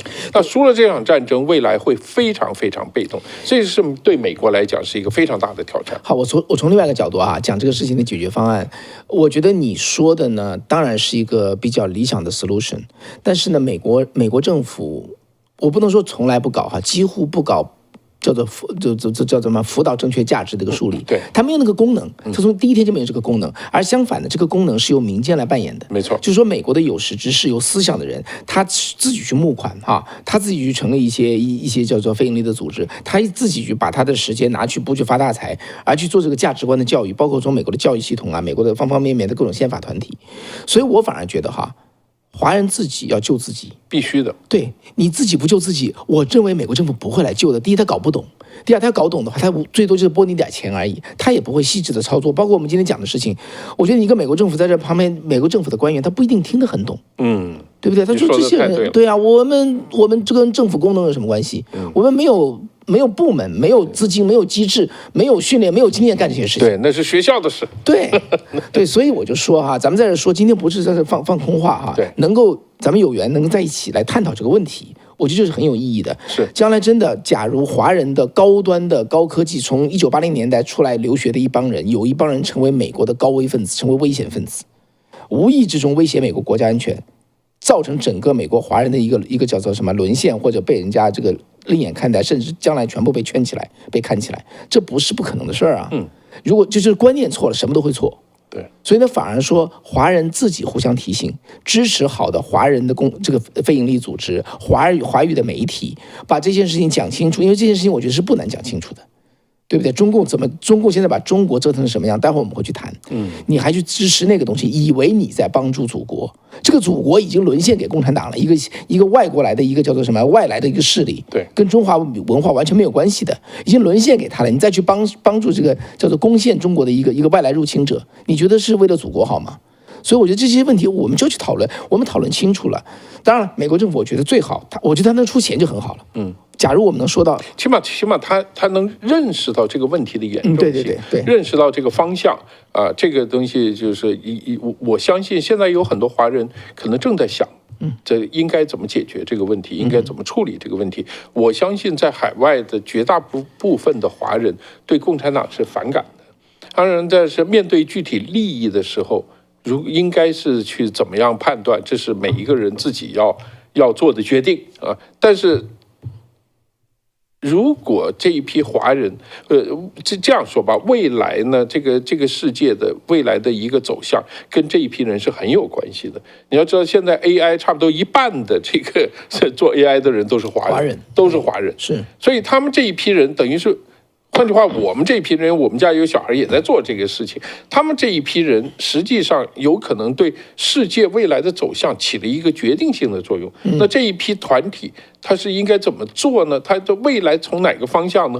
你要知道，共产党是非常厉害，它早在20年前，他们已经有完整的方案和计划来怎么影响、怎么去拉拢这一批人，而全世界别的国家，包括美国在内，没有任何从来不防御，对不对？他没有任何都没有，他一点他都没有觉得有什么了不起。但是现在其实这个问题已经是相当严重，你不能说每一次出来就靠总统出来说这个人要辞职，那个人要辞职，这是没有用的，这是治标不治本的。就算陈立武今天、明天说我辞职了，这个问题解决了吗？这个问题绝对没有解决。对，下到一个 AI 的工程师，上到一个 Intel 在2000年的时候是世界上最大的芯片，叫做计算芯片的这个叫龙头，对不对？没错。那在美国政府看来，这是什么？这是我们美国人自己的公司。这个人现在就是一个华人在那做，对，而且是几十年来和这个中共来来往往。马来西亚、新加坡的华人，这是 Intel。然后呢，台湾的2位，一个是 NVIDIA， 一个是 AMD。美国的芯片全部都在华裔的手里头。不看，还有那个现在加工的代工还是要在台湾，在一个 TikTok， 还有对，所有这些呢，现在美国都吓死了。我跟你说，他们都在盯着。那这些事情呢，其实大家要好好想一想。那么这个陈立武到底走和不走？昨天呢，我们看到Intel 的这个董事会也是发声明辩护这件事情。他不走嘛，对不对？他也说他不走。对。那我就要问一问你们觉得他走和不走？问问我们的观众朋友们，你们觉得陈立武会不会离开 Intel？会还是不会会是1，不会是2，好不好？说这个话之前呢，我先说川普手里有什么杠杆因为他明确说了，他一定要走，没有别的选择。美国政府给了 Intel80亿美元。因为 Intel 现在很惨的，我跟你说，2016年打输一场仗就是这个7纳米的芯片失败了，然后后来呢，这个叫做 AI 没有跟上，还有是移动手机芯片，手机芯片没跟上，两把搞下来，现在这个 Intel 其实很惨。这一个是 AI 芯片，一个是手机芯片。对，没搞定的话，现在呢真的是美国政府的钱是救他命的。所以，川普联邦政府手里是很大的这个权柄，真的可以逼他下台。这就是一个问题了。这高杰问的刚才就是个问题，这是一个大竞猜，是不是川普会逼他下台吗？还是他能够熬过这一段？会走吗？会就打个1你说的他能熬着，不会打个2。你要知道这个陈立武对 Intel 意味着什么？陈立武没回去的时候 ，Intel 是连续4年的股票啪啪啪啪往下跌呀。陈立武回去之后止跌反弹那是 Intel 打着灯笼找了多少个 CEO 才把这个陈立武给找来，然后呢，结果现在被川普一棒子给他削到这儿了。Intel 也是够难的然后呢，川普呢，美国国家还真要保这个，因为这是现在在美国本土的芯片制造的这么一个大厂，你怎么弄？然后呢，之前呢一直有说法说想让呢台积电介入进来，但台积电说no， 我不想管你们这个破烂事儿。那你一旦呢，大家也在猜说是不是也有这个原因那直接造成了这种。你陈立武不清不楚的跟中共，我台积电跟你合作，这技术全走了，我怎么能拦得住所以这很多很多的猜测，他会不会走会不会走？今天呢，陈立武自己，包括呢这个Intel 都蛮维护他的。其实呢，陈立武在以前在伯克利有个演讲过程当中，他呢其实非常向着中国，他呢就意思就是说，如果美国愿意的话呢，和中国会有很好的合作。听听这话就是如果美国政府愿意的话，可以和中国有很好的合作。关键美国政府不愿意你中共国肯定愿意你陈立武这样的人都那么愿意帮助中共嘛？所以你回头你好好看的这个下面就是那个时间点。中芯，刚才我们讲到的这个中微电子刚才我说的那个都是在上海。那个时代正好是江泽民统治上海的那个阶段，所有的芯片都跟江绵恒有着密切的关系。没错。然后呢，这里边都帮助着整个的这个集团，因为它是属于芯片，属于高科技，所以监控什么新疆法轮功都有他们参与在里头。所以这些东西也是为什么现在美国把这些相应的企业都列入了制裁名单，你就在帮助中共所谓的新疆人权等等等，西藏全都在做这些事情。所以你们认为帮助的中国，你们认为帮助的这个政府，它到底是个什么样的政府？所以我觉得你要帮的时候，你留点核心机密哈，你别那么倾囊而帮。所以真的是下面我们观众就在讲了，他是不是带着任务来的，对不对？他是不是带着任务 ？I don't know。所以呢，那很有可能，这就是为什么哈，我觉得这个事情必须要拿出来讲。必须要去谈，而且美国也不会放过他。那大家觉得他会不会？你要知道，中共在做统战的时候，他是有这个差不多100年的这个经验。他们对人的研究得很透彻的。我在香港的时候，有一个老行家，就是新闻界的，跟我说，你知道香港他们都在流传有个叫人民大会堂综合症。但是说，只要是他们想要做统战的人，请到人民大会堂去。只要一进去，基本上就搞定。哇，他那个怎么搞？是啊，我也问怎么搞，没有人知道啊。这个最早跟我说这个是罗海星，罗海星就是谁 ？OK， 罗福的儿子啊，就是原来这个新快报的这个老板，这个总编啊，是左派报纸啊，他是共产党员。他跟我说，他说那个就是非常厉害，这一进去以后，一人一个茶杯，一人一个热毛巾，上面印着为人民服务，然后脸一擦就变了。他说很奇怪，他说他说你们要不要去查一查那毛巾上面有什么东西啊？特别有意思。当然，他真的是红地毯，然后高级待遇，你进去就像你突然你觉得你自己变成一个很重要的人物啊，然后这个宴会各种各样的他那个这个帝都啊，这个帝王的气派，让你感觉到你就是这个啊，跟皇帝类似的这个感觉。不光是中国人，不光是华人。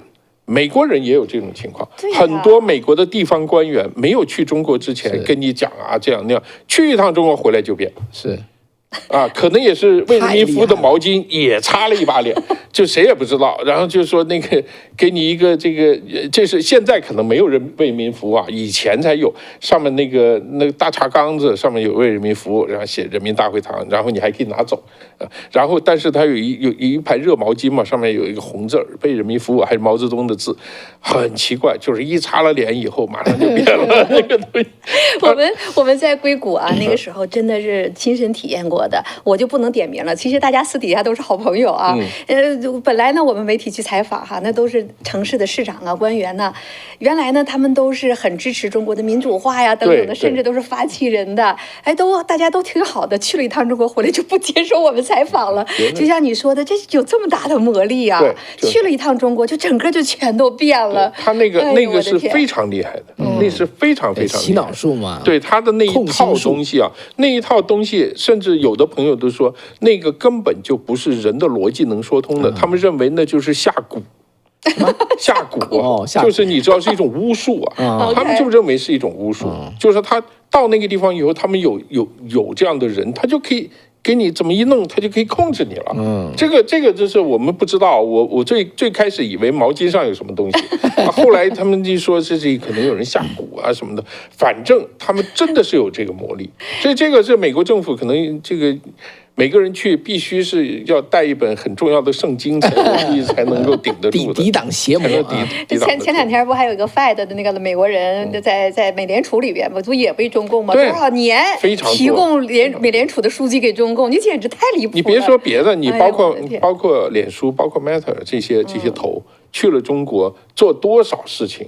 在中国跟中国合作，他的很多什么数据中心啊，什么或者什么东西都交给那边，甚至审查中文内容审查都跟那边的有些公司在合作。你这个东西你完全无法想象的，为什么会发生这样的事情？包括这个 Elon Musk， 他对中国的看法。因为他去了很多次啊，他认为太好了，那边就是好，佩服的五体投地。对，你就是他那个就不光是为民服务的毛巾了，他就真的是你这个共产党下的这个功夫真的是非常非常大。这个是对全世界别的国家，尤其对美国来讲啊，你在跟中共进行对抗的过程当中，你如果没有充分意识到这个问题的严重性，你最后肯定是找他的道，扛不住是吧？扛不住，扛不住。我们现在下面的这些观众很有意思啊，大家，刚才呢说是能不能抱团儿，80%的人都认为抱不了团儿。啊，就咱们的观众哦，你说板砖板砖国家能不能抱团？抱团痛快，抱团取暖，能不能抱团？他们认为抱不了团哈。然后呢，我们刚才说陈立武走不走呢？啊，71%的人认为不会抱团，陈立武会不会走？哇，我们现在是80%多的人认为他一定会走人。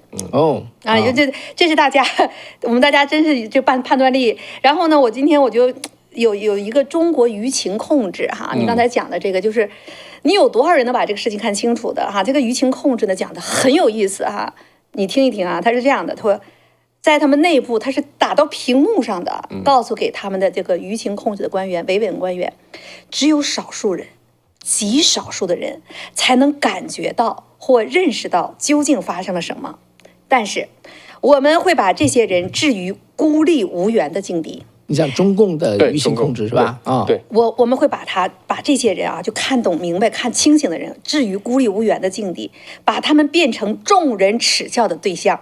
我们会找到诽谤他们的方法，宣布他们是社会的渣滓。精神病，就是内部的那个政策给你露出来了，边缘化，对，给你边缘化。这《道德经》里面有讲这个，叫实其腹，强其骨，虚其心，弱其志。这个是《道德经》里面讲，怎么治国呢？就是这个。什么叫虚其心，弱其志呢？就是你没有什么大的志向，但是你已经吃饱了，然后身体很好，是吧？然后心虚，就是看到大人物就发抖，弱其志，你不要有太高的志向，你就是这个啊，三个宝一个岛，然后你有2奶，可以给你5奶6奶都行，然后有钱有什么，你过得很好，你不要想别的东西，你超越这个社会的东西，你不要想太多。这个就是《道德经》里面的这个东西，他就是说，他为什么说这个以百姓为刍狗，就是这个意思，就是把你们当猪和狗一样的统治。这个就是这样。你这舆情里面就是，但是它里面有一句很重要的话，《道德经》里面的，叫知者不敢为也。知道的人，明白的人，也不敢干，什么也不敢做啊。做到了这一点，而国无不治。天哪这个是中国几千年的历史，这多少千年啊？所以呢，今天呢，我们三个人加上呢下面这么明白的你们，中共是怎么看待这些人的？那这些声音，陈立武他们看得到吗？黄仁勋他们看得到吗？想过吗？所以我觉得今天还有一个消息特别有意思，你不都跑到中国吗？刚才我讲的那个尹志尧啊，今年已经81岁了，80多岁了。那美国籍不要了，回到那儿那么大的公司，上市公司过上等人生活去了，我也能理解。我就很好奇，他的姑娘儿子是回到中国去了呢，还是在美国再留下了，对吧？我不是想对个人攻击，而是今天在中国百业萧条，在上海都中下层的人已经那个样子的了，你们觉得你帮的这个政权，你心里很荣光吗？这是我很好奇的地方。这是个很重要的话题哈，但是在高阶往这之前，我插播一下，稍微休息一下怎么样？你看这个东西吗？你看过这个东西没有？很快给你们两个介绍一下，因为他俩都不知道，这是海参呐，这海参的 model 你知道，这是红色的海参，在韩国济州岛的海底下找出来，当时个 model 啊，这不是真的。吃了这个可以对抗巫术，这个对抗巫术的这个功能现在还没验证哈，但是这样的哈，咔嚓剪掉，几个小时之内全部长回来。这就是红海参的修复能力。它红色，它就是带有铁和很多矿，几个小时不是几天哦，几个小时。好，然后呢，把这个东西呢，最后做成叫做饮剂啊，叫做红海参的修复饮。大家看到这个面前这个东西啊，看到啊，还有我手里这个东西，给你们介绍一下啊。现在呢，因为我们推荐给观众推荐了大概1个多月，然后现在不断的效果回来，这都真事儿啊，我们不瞎编的。我就讲2个事儿，一个人呢就是说他有糖尿病，你知道，糖尿病很重，他那个手一旦划破的话会流血，停不了，对，血小板有问题，血小板不够。结果呢，他在花园里头剪草的时候，结果就一下子剪到了。哇，把他吓死了！等于他常常会延续几个星期，中间可能还会发炎。对，他呢就把它包起来嘛，包起来，然后呢，他就每天，他那时候正好是买了这个，早上1个，晚上1个，他吃了3天，他就觉得好像有点好的样子啊，把它打开，全都长好了。他从来没有这样的经历，他非常吃惊。他说：“哇哦，他得结论就是这是这个东西造成的。”另外一个呢，我们一个观众就说，这个观众是佛罗里达的哈，70多岁，她的老公呢是高血压。190哈，高压190，结果呢，她其实买了，她没有说治高血压，她就自己吃。后来想想看，给她老公试试看，因为她买的不够多，所以我每天吃一个，她老公每天吃一个，照道理是早晚各吃一个。她老公就吃了2个星期之后回来之后，哇，你知道吧？这血压变成133，所以他就意料之外的惊喜。对呀，所以他就后来就买了那个嘛，就下单，不要弄断了。现在其实已经卖脱销了，我们现在在预售。所以呢，这是好东西，碰到好东西就推荐给大家哈。这是咱们这个不是你真是很厉害，你跟那个为民服务那个大毛巾也差不多。因为我现在就有点想买啊，因为我就觉得我也需要这个东西。怎么样？你要不要当众吃给大家看一看？就我需要吃一点吗？它是一个就这么一撕开一挤就完了，而且很好吃。但这个石山真的没吃过哈，我真的没吃过。我现在给你吃，对，我现在让大家吃。我吃了，你如果吃了之后马上吐出来，那你那我说就不对了哈，你就挤到口里吃就完了。不是，如果下个星期我这个没来，大家就中招了。挤一下，然后再告诉我们口感怎么样，还行吧？肯定不是什么药啊，那种一般的补品的那种味道。我们石山大哥这是大实话，你不担心他给你说出什么大实话来？请说你的实际感受。这个味道有点像那个，你在北京吃过山楂糕吗？当然了，就是有点像那个山楂糕的味道，但没有山楂糕那么酸，味道非常好。不是让你尝味儿的，不是尝味道，这味道也是一部分呢。对，但是你吃的这个，你马上就见效了，大家就不信了，所以你要坚持吃。如果这样让大家看到我的头发，如果过几个星期，如果我过几个星期长成像高洁或者方伟那样的头发，大家这个人就相信了。但是我们很感谢这些听众和观众朋友们哈，真的给我们很多反馈呀，那个文字长长的呀，然后写出来都是很感人的，然后这种真实的反馈、真实的故事，让我们也觉得找到很好的这种产品分享给大家，也是我们的一种开心嘛，对不对？很多都是意料不住的。有的朋友呢，你看石山你喝完了就这么着了，对不对？对，人家女生啊，把这个里边那个袋里边还有些残枝残叶，对不对？这样，还知道怎么做吗？怎么做？把它挤出来，或者放一点水涂到脸上啊。真的吗？真的。这个新田我太太就这么做，我到现在也理解不了。我说这甜的涂在脸上，不待会儿招苍蝇来啊。这就不懂了吧？再生功能，它就挤到每一滴都挤出来，你知道，它不浪费。这我们很多观众都是这么去做的。那是一定是很贵，所以你太太很浪费。这一滴哇，都是1美元，到底多少钱？你给我们讲一讲。这一盒多少钱？我其实不知道。你不知道，好东西就行了呗。我为什么要知道？反正我太太给我吃，我也从来不用直接下单。从你这个挤什么汁涂脸，这个就看来是很贵。小编贴一下多少钱就好了。猪队友，这个网友说了，方伟哥哥不要多吃啊，否则手指头会多长出几根来。对，是我刚才说的，头发不一定能变黑，搞不好到下星期长第6个手指头。哎呀，不过我们都听说过这个壁虎的尾巴切断了可以再生哈，几个小时才能长出来，这真的让人很 surprise。海参我知道是能够复原，这个是我以前知道，但我从来没想过它有这样的好处。如果动了手术什么的，那就很好用，很好用。对，那肯定是对。好，结账的时候哈，方伟时间15%的优惠，看这个叫什么？早安中国那里边也有15%啊，给我们也放一个，否则都是方伟的功劳，人家有石山大哥现场体验的功劳，对不对？对啊。早安中国到那边去买去，好不好？好，回到实施。然后中国大陆呢是2盒起卖哈，然后4盒免邮税，然后是韩国原产地发货哈，也不提供什么茶叶精品了，也挺见谅，因为现在已经断货了，我们现在赶快预购，然后咱们抢了一大批啊。这是今天给单盒折价后。158美金，那我们给大家争取的一定是最便宜的一个价格哈。我第一次知道。OK， 哎呀，好，赶快说新闻啊！来，新闻来。你刚才说了那么多企业家哈，大家还都跑着要回中国去。今天网上有一个小米的公司的现在 CEO 出来发了个声明，这个人叫雷军。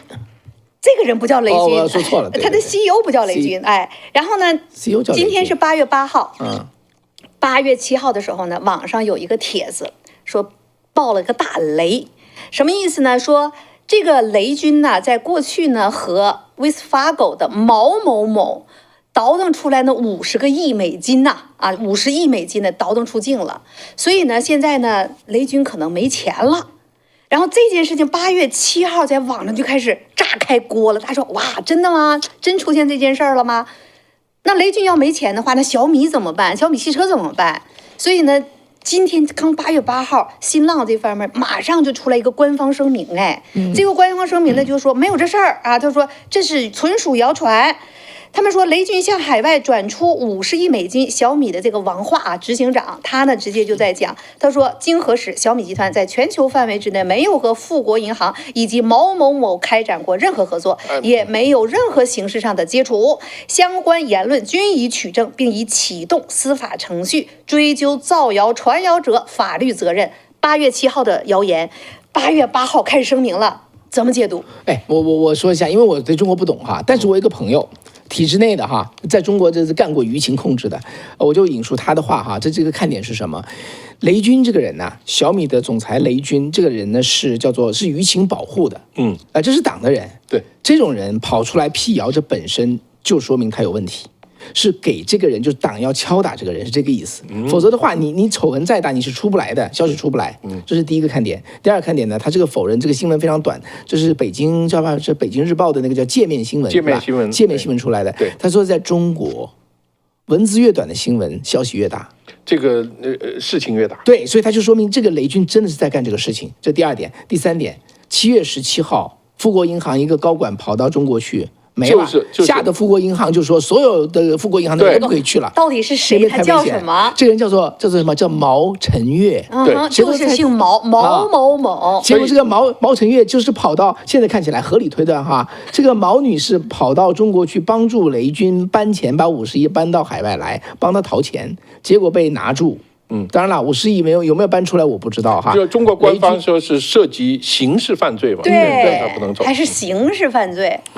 对啊，那偷党50亿，那当然是刑事犯罪了。对啊，总而言之，这全串在一起了。最近的一些时事，我们可能就串通原来是如此。这个毛晨月啊，他不是普普通通的一个 Wells Fargo 的普遍的，他叫做什么 marketing agent 什么什么，不是的，这个人他是专门做叫做信贷机构的主席，全球的这样的一个协会的主席，合作金融机构呢有多家的合作金融机构。他什么叫信贷呢？这是全球大概几十个国家，就是做中间担保的，做信贷担保的，互相之间做担保。你跟国外做生意，那你一旦跑了怎么办？那他给中间做担保，你可以拿回来你订货的80%、90%，哎，剩下的等到到货之后再来。这个人是做信用担保的，他在中国大陆合作哈，他主要核心的客户，第一个就是小米，第二个就是蔚来，还有杭州某 AI 芯片公司等科技企业。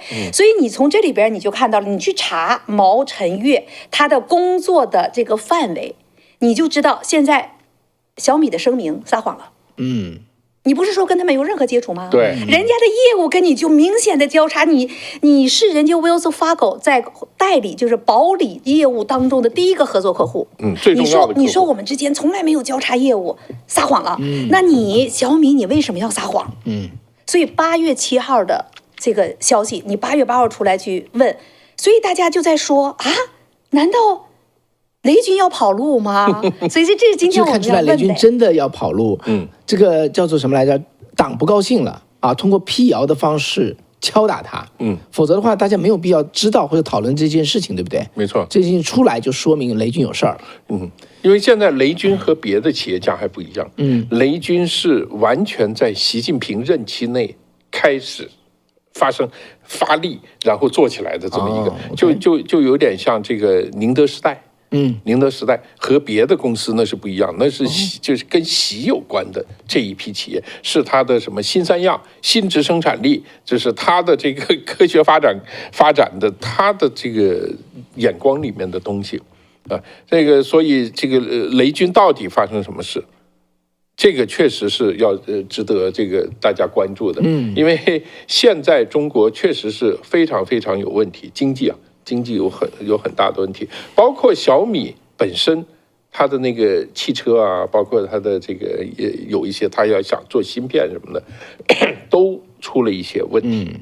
所以这个时候，中国还有一个很重要的问题，中国是现在政治上非常动荡，就是说大家都不知道里面会发生什么。现在你过去10年你踩对了某条线，那未来10年这个东西会不会变呢？如果一变的话，你会有什么结果呢？我们前面都有版可以看的，那个很多人。这会出什么问题呢？这其实是风险非常非常巨大，所以在我们一方面担忧在海外这一批优秀的华人在帮中共做事，但是我们也看到在中国里面的一批非常优秀的华人在想办法怎么跑。是这个就是非常有意思的一个图画，一个图像。对呀，所以刚才我说陈立武，我就想到这个雷军今天这件事儿。所以呢，咱们的观众太厉害了。我们说陈立武要不要离开？78%的人认为1个月之内就要离开这是你们的判断。咱们再问问雷军真的要跑吗？雷军真的要跑吗 ？Yes or no？ 你这就是今天报的，他那边辟谣了。但是我们今天说一说的话，这里边马上就是有谎言了。那么这是到底是谣言呢，还是遥遥领先的预言呢？又来了。所以这个雷军小米呢，本身他们就叫做大善人，可能没钱了，把雷军叫大善人。他小米手机他的汽车他从前吹他没有什么利润，他只有5%的利润。然后呢，每次小米手机和车送你这个送你那个送你这个送你那个，就很多人对雷军是印象非常好的。所以刚才这个达妈咪是吧？他说武大还有个雷军班，好多人还争着去读呢。他说这种对，还有抄袭别人的人还是被追捧，真是想不通。在大陆很多事情你都想不通，我们也想不通，所以我们把它拿出来说一说。本来我们今天题目的时候还在说我们有位编辑就建议说，应该叫做标题叫做雷军Are you OK Are you OK？ 因为他在印度当初发小米这个手机的时候首发会的时候，他就在讲台上对着这些一堆这个印度的要送一大堆的东西说 Are you OK？Are you OK？ 在英文里头就是说。你没事吧？对，你没事吧？他显然的意思就是说你好吗？对不对？对对对。Are you OK？ 你好吗？然后以前我记得一个笑话嘛，江泽民那时候不是老赖着不走嘛？他有一次碰到那个李瑞环，江泽民一边赖着不走，一边在总喜欢学英文嘛，卖弄英文嘛。他就说 How are you？ 你知道什么意思吗？李瑞环就说：“怎么是你啊？How old are you？ 你知道什么意思吗？怎么老是你呀？就跟这个 Are you OK 是一样的哈。对，哎呦，所以雷军这件事情呢，太有意思了哈。那雷军叫大善人，然后呢，马云叫马爸爸是吧？叫爸爸马爸爸，然后这个叫什么老王健林把他叫什么这个首富老王，他们都有一个绰号的。然后呢，现在这一个的都已经很惨了。你说现在这个刚才我讲到的这个尹志尧，这都80多岁老人家回去了，反正也就是那样了那真的是中共会把你重视到底吗？就这些事情确实是蛮有意思的。你说这个雷军居然出来这么一件事儿，刚才我看到很多人说他怎么看这个面相，最近有人说他不会有牢狱之灾吧？结果今天就出现这么一个大爆掉。所以我们都知道，在中国像这种事情，雷军是习近平一手捧起来的嘛，对不对？他怎么能让这个消息在满网这么就泛滥呢？对而且他得出来声明来了。不是，现在的问题是，如果他是新质生产力的一个代表，又是新三样是吧？这个等等，他也跑了，这个脸就要丢大了，是吧？整个这个，所以他要真的敲一下。毛晨月还成了个刑事犯罪了。对，刑事犯罪。咱们在美国咱知道，Wells Fargo 这是大银行，没错。你说他可以合法的去做，他敢去犯刑事犯罪吗？所以这里边太多有意思的一些东西了。我认为我插一句，我只是觉得他去帮他搬钱而已，什么刑事犯罪？对，但是在共产党看来，那就是刑事。因为在中国是这样，中国那个资本项没有自由化，没有自由化，任何资本以资本的名义离开国境，都必须由中国人民银行和这个外汇管理局要批。现在大到一定程度以后，如果50亿当然是必须要批的。所以你没有批你就走了，那你就这可不是刑事犯罪嘛。好，打断高阶化了。没有啦，雷军真的会跑吗？请大家去到下面做一个民调吧。所以我觉得在美国你高科技混得再好你以后拿中共的钱回去创业，你混得能有雷军好吗？这就是我的问题雷军在往外跑因为现在的问题是什么呢？问题是就是说，当中美冲突到一定程度的时候，你认为中国的这帮科技人在中国能够受到信任吗？对，这真的是另外一个问题，是不是？对，你说你难道我不会怀疑你里面有没有 CIA 的人呢？是，或者是什么美国的那些什么安插在里面的？说的中国的这根神经又非常的这个发达哈。非常厉害。你要知道，中国的2弹1星元勋呢，就那么20多个人呢，那都是顶天的牛人呢。其中有一个文革，就是因为当特务给打死的，直接棍子给敲死了。那大家可以去查一下，中国的2弹1星那都是超级牛人啊，都是超级牛人。那一大帮人做牛棚被批斗，那就不用说了。其中有一个是被干掉、敲死的。中国多少那种。在美国留学的这种高级的这个科学家回去流落街头，到最后，我看过一些流落街头，他说完全不认识了这个人，也可能是搞科技的人呢，他总是有点怪脾气，就像马斯克这种人，到文革那肯定很惨，肯定很惨，所以他那种就是说被搞得很惨，因为他怀疑你是不是有特务。然后他们批判美国的时候，这个人还出来说：“哎，美国不是美国挺好的，有什么什么，那你就完了，对不对？”所以那些可能都是历史，但是请大家设想一个问题：当中美真的到了某种程度的时候，你回到中国，他们会信任你吗？对，这个信任对共产党是非常非常重要，对不对？他不是他的人。他就另眼看待你，那收拾你的时候，你都会觉得我什么都放弃了，来你这个地方，你居然这样对待我，对他来说就是这样的，你不是我的人，那我就会这么对待你。对呀，在中共的那个角度上，你们还觉得你现在有用啊？这芯片嘛，双方兵家必争之地啊，必争之军备物资了。现在芯片成军备物资了，那。你真觉得那个2弹1星就不重要吗？对中共，当年他那么去做，你这个 AI 这个，你真以为你在中国你就能如何吗？最起码，当你匹夫无罪，技术无罪，但是你怀着这个币，你可能就是罪。因为当你到那儿的时候，你首先要上权贵磕头。在美国生活惯了、工作惯的人，你能不能回去做奴才？而你到那个国家，你一定会做奴才。王健林如何？雷军如何？马云如何？你能不能干过他？他们就那种下场的话，你就能比他们好。所以这些事情，我觉得也不是我觉得这个尹志尧这种80多岁了，对吧？也就那么回事儿了，也不在乎了。但是呢，我就说80多岁，他的姑娘儿子哪儿啊？这个是值得想想的。我不相信他把他姑娘儿子都带回到中国大陆去了。我没挖着，有了解的给我们爆料，对不对？但是对那些不光儿子还有孙子，对吧？那些人家有的那个马上就回到美国了。我觉得美国政府已经搞清楚。绝对不允许你这样脚踏2只船，不允许的，在美中之间不允许脚踏2只船了。时代变了，民主党执政时期不可以了，那川普就更不用说。所以这件事情早早晚晚会继续翻。所以咱们陈立武的去向，咱们去看哈。那接下来呢，还有一件事，人家周五哈，咱们把它说一说。因为呢，这些你从这个角度，你又能看出中共到底是个什么样的政权哈，他是怎么对待他的人民的？你们为什么要帮这样的一个政权？真的值得扪心自问一下。今8月8号嘛啊，中国方面几万人跑到国务院下面冲塔去了，国务院网站是吧？冲塔，对，冲塔去了，留言留言。为啥？因为呢，现在呢叫做中国社会保险，称作5保1金，也叫社保，五险一金啊。然后呢，他现在呢从9月1号开始由高等法院释法。从1月正式开始实行，要求呢，所有的中小企业必须为员工缴纳养老保险、医疗保险、失业保险、工伤保险和生育保险。任何协商放弃或者是自愿不缴的协议皆为无效。所以呢，一下子把大家给怒吼啊！几万个民众跑到国务院网站要求退保。大家就在骂他说：“你这不是给我们福利，你这是一种逼我们缴税呢。”所以这件事情今天在大陆整个就炸开了花。我昨天这个从 DC 回来哈，然后我这个车上刷手机嘛，就刷到一个女孩在那哭，一个小女孩，法学院毕业的学生。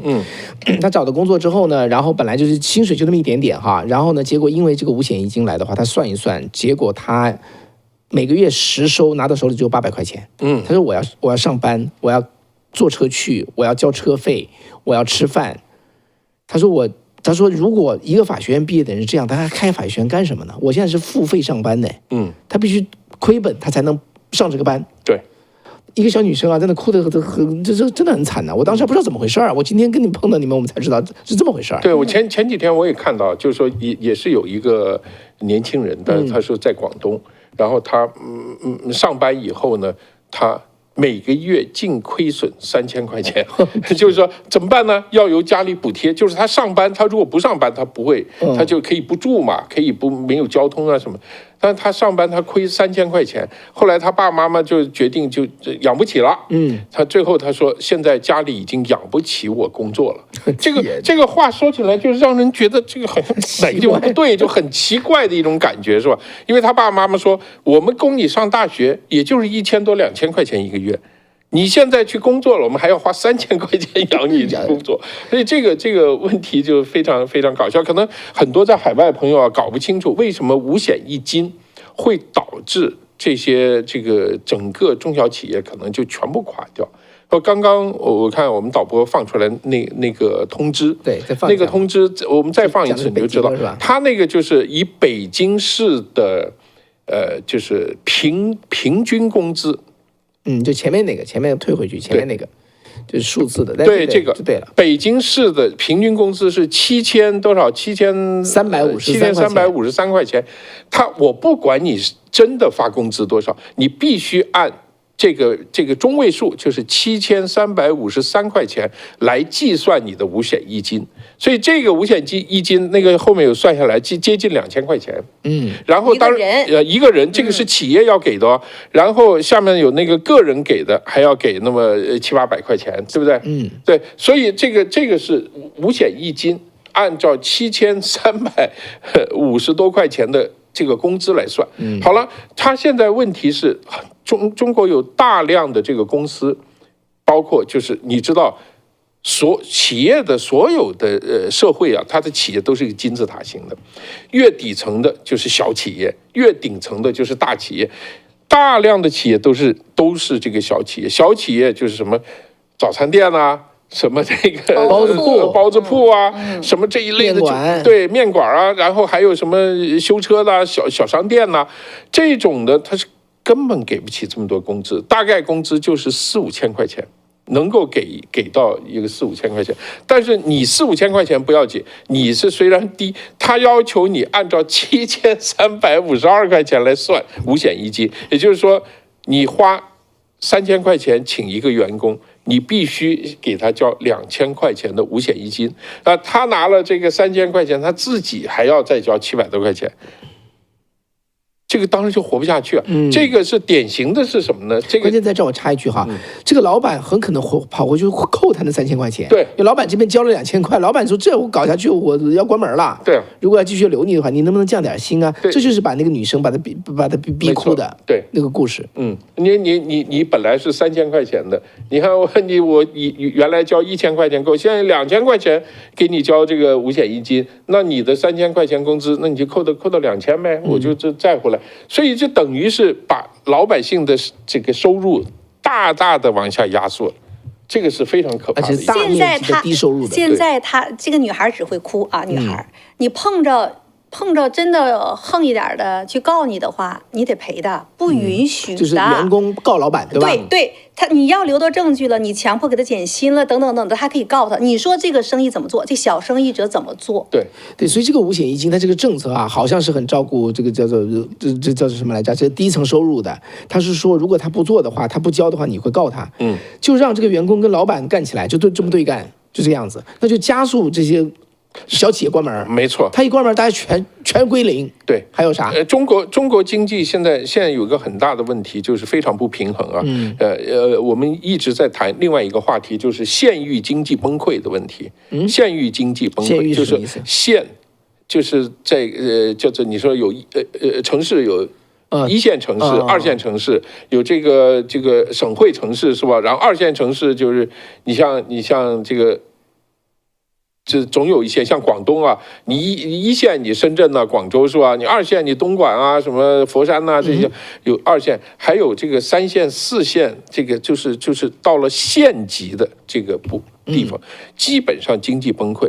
一个重要的原因就是网上销售。以前中国的这个很多小商店这个日用品呐、这个各种各样的东西，卖的东西啊，摆个晚市啊，摆就很多这种东西，什么小工业品、小什么这个各种有个活口。对，它每一个这个商店都可以养活3、4个人，可能就是2个家庭。对，但是他所有人都去。就是在网上买的时候，又方便又便宜的时候，这个店就完蛋了。这个店完蛋了以后，这个赚钱的机构全部跑到杭州去了。全部跑到大城市，北京、杭州啊、广州，你们这些做电商的去了。厦门县里面就完蛋了，他税也收不着，他也没办法去你们那儿收税，这整个这个厦门经济就出了大问题。现在的他这政策一出来，跟那个类似。他会把这个大城市里面底层的这种小店全部冲掉，哇，这种真的是很严重的，因为我们说这个金字塔形下面是大量的这种小店的，就说这个叫做大鱼吃小鱼，小鱼吃虾米，虾米吃虫子，对不对？小企业就是下面的虫子，没有小企业就没有虾米，没有虾米就没有这个小鱼，没有小鱼就没有大鱼啊。这个经济就是这样的。对，这里头背后还有一层问题哈，就是为什么要搞这个五险一金，逼成9月1号全国每家这个中小企业都要交？那很简单呢，就是因为没钱了。对，因为社保现在在中国奇怪到这个地步啊！你知道，其实我是来美国很长时间的，我不太懂中国哈，所以我一直要去问，要去了解。所以我了解情况是这样的哈，在中国现在老人退休的人，他过得很好。没错，他们工资很高。对呀。他就是这个社保保给他呀，他没钱了。现在他能够领到他的那种社保了。他们能拿到这个钱。年轻人现在交，现在你20多、30多岁，你得30年，他现在63岁才能退休吧，男的，你得那个时候才能领。所以一个社会啊，搞到退休的老人过得很好，年轻人活不下去，这社会这怎么玩？对，那不是往死里玩吗？所以现在你去一些稍微那个城市啊，或者是甚至县城都可以，你就问那些，因为退休很多啊，你问他收入多少啊，5、6千的、7、8千的，多得很，然后几万的，当然老干部有10几万的，你知道，我见过那个工资条啊，有10几万的，非常非常牛啊，又给我补贴。他工资没那么高，但是他下面的补贴一大堆啊，那10几万。当然，这个就是说，整个这个中国是一个倒过来了，就是说，现在中国最大的问题就是这个，它是这个整个这个养老金呢、养老保险这个钱，它是一个银吃卯粮，就是年轻人交钱，然后由这一批老的人、退休的人去享受。然后等你们老了，那不是还有更多，还有年轻人吗？是吧？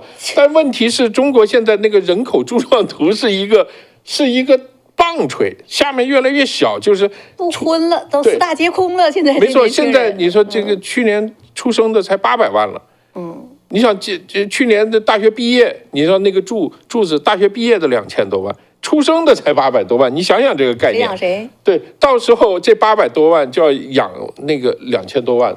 那帮人就是这个概念嘛，所以他现在中国这最大的一个问题在这儿，你算下来，养老保险金到2035年全部用光，没多少年啊，10年呢，很快就到了。10年啊，当然它还有一些，比如它的社保，因为还有一个中央社保基金，它有这个钱，它还有一些钱，它那个钱呢，大概其实也就几万亿，也就是3、5万亿，3、5万亿补下去根本。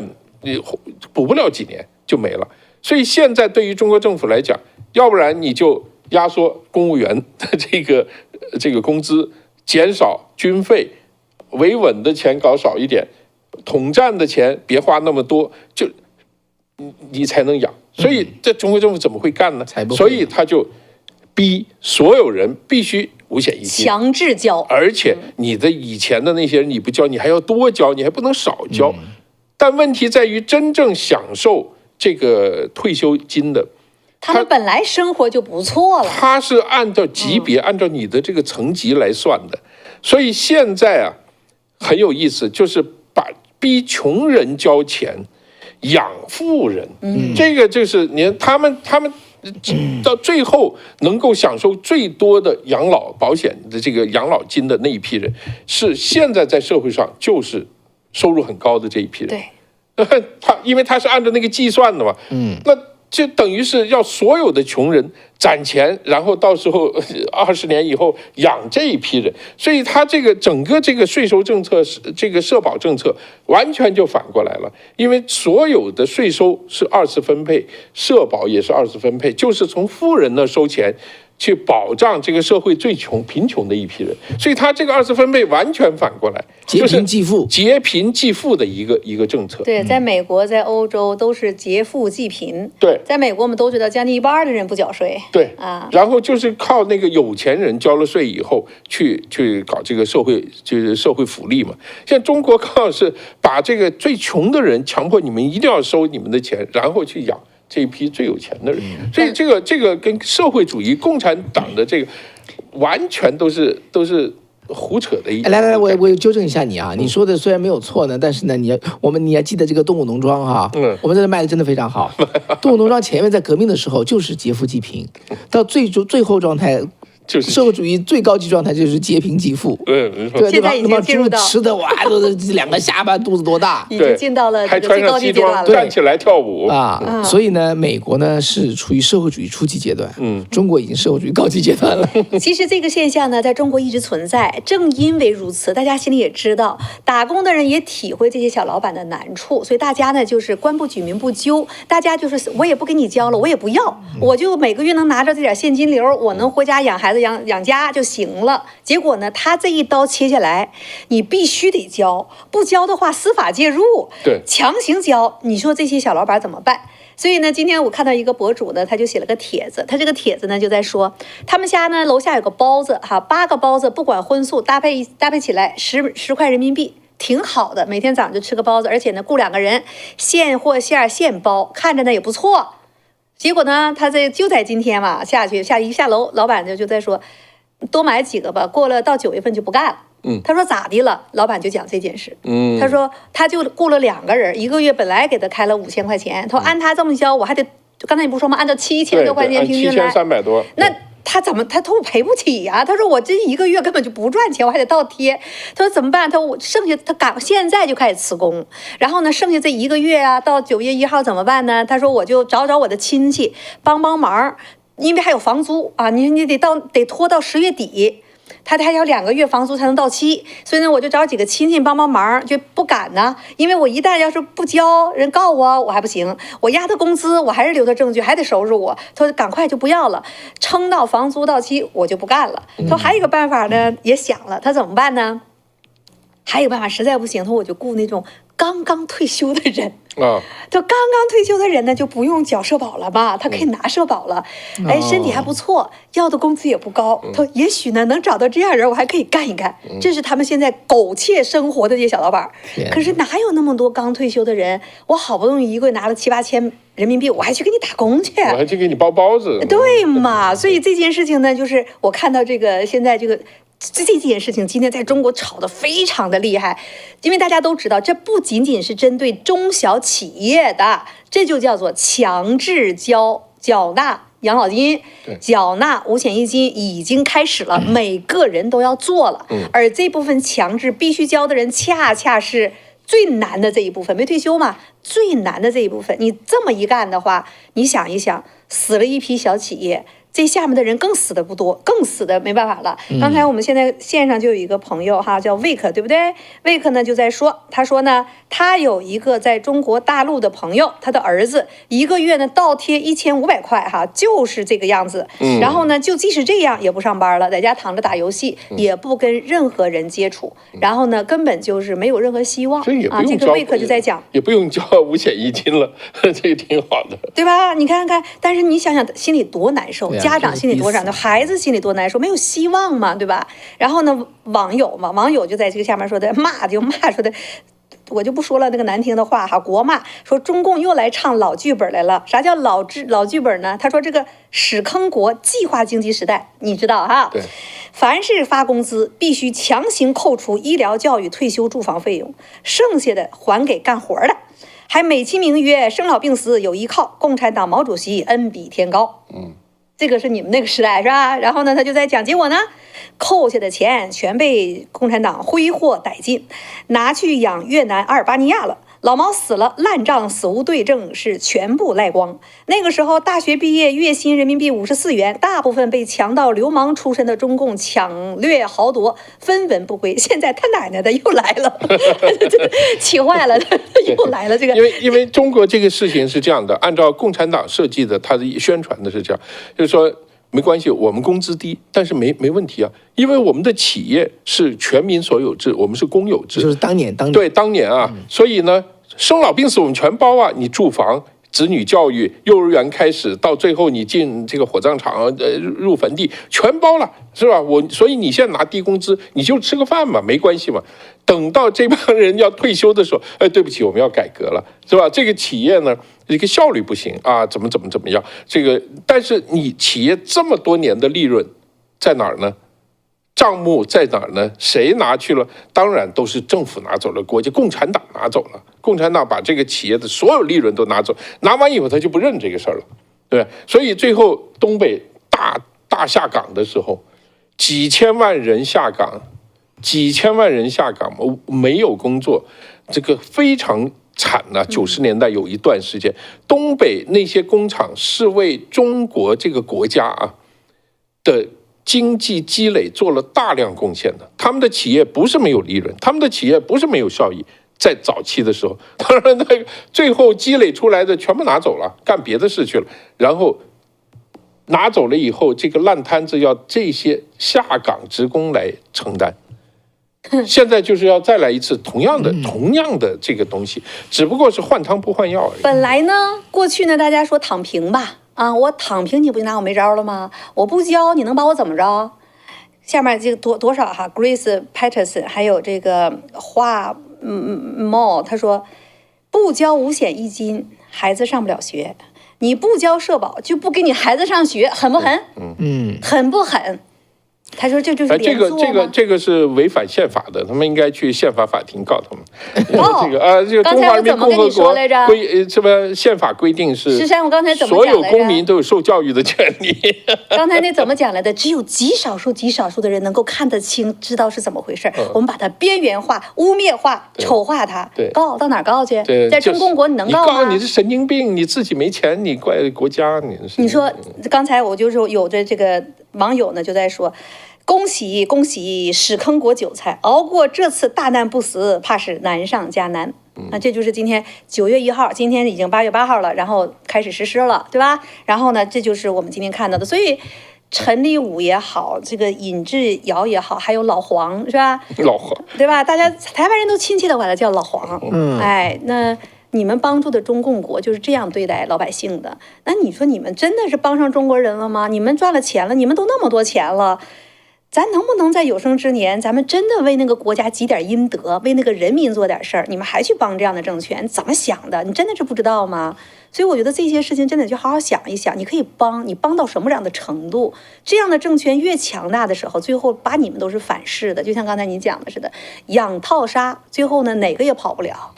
其实我觉得，我想跟在美国的华人呢，如果是问我的话，别怪老黄。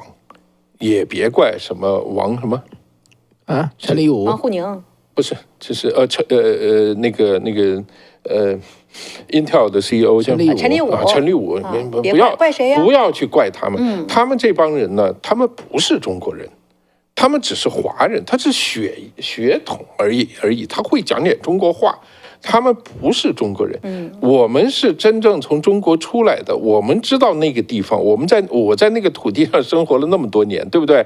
我们的很多亲戚和关系啊，我是真关心这片土地。大家想一想，我们能不能在有生之年可以把那一片土地真正的变成一个，我们都不敢说人间天堂，能不能别那么地狱？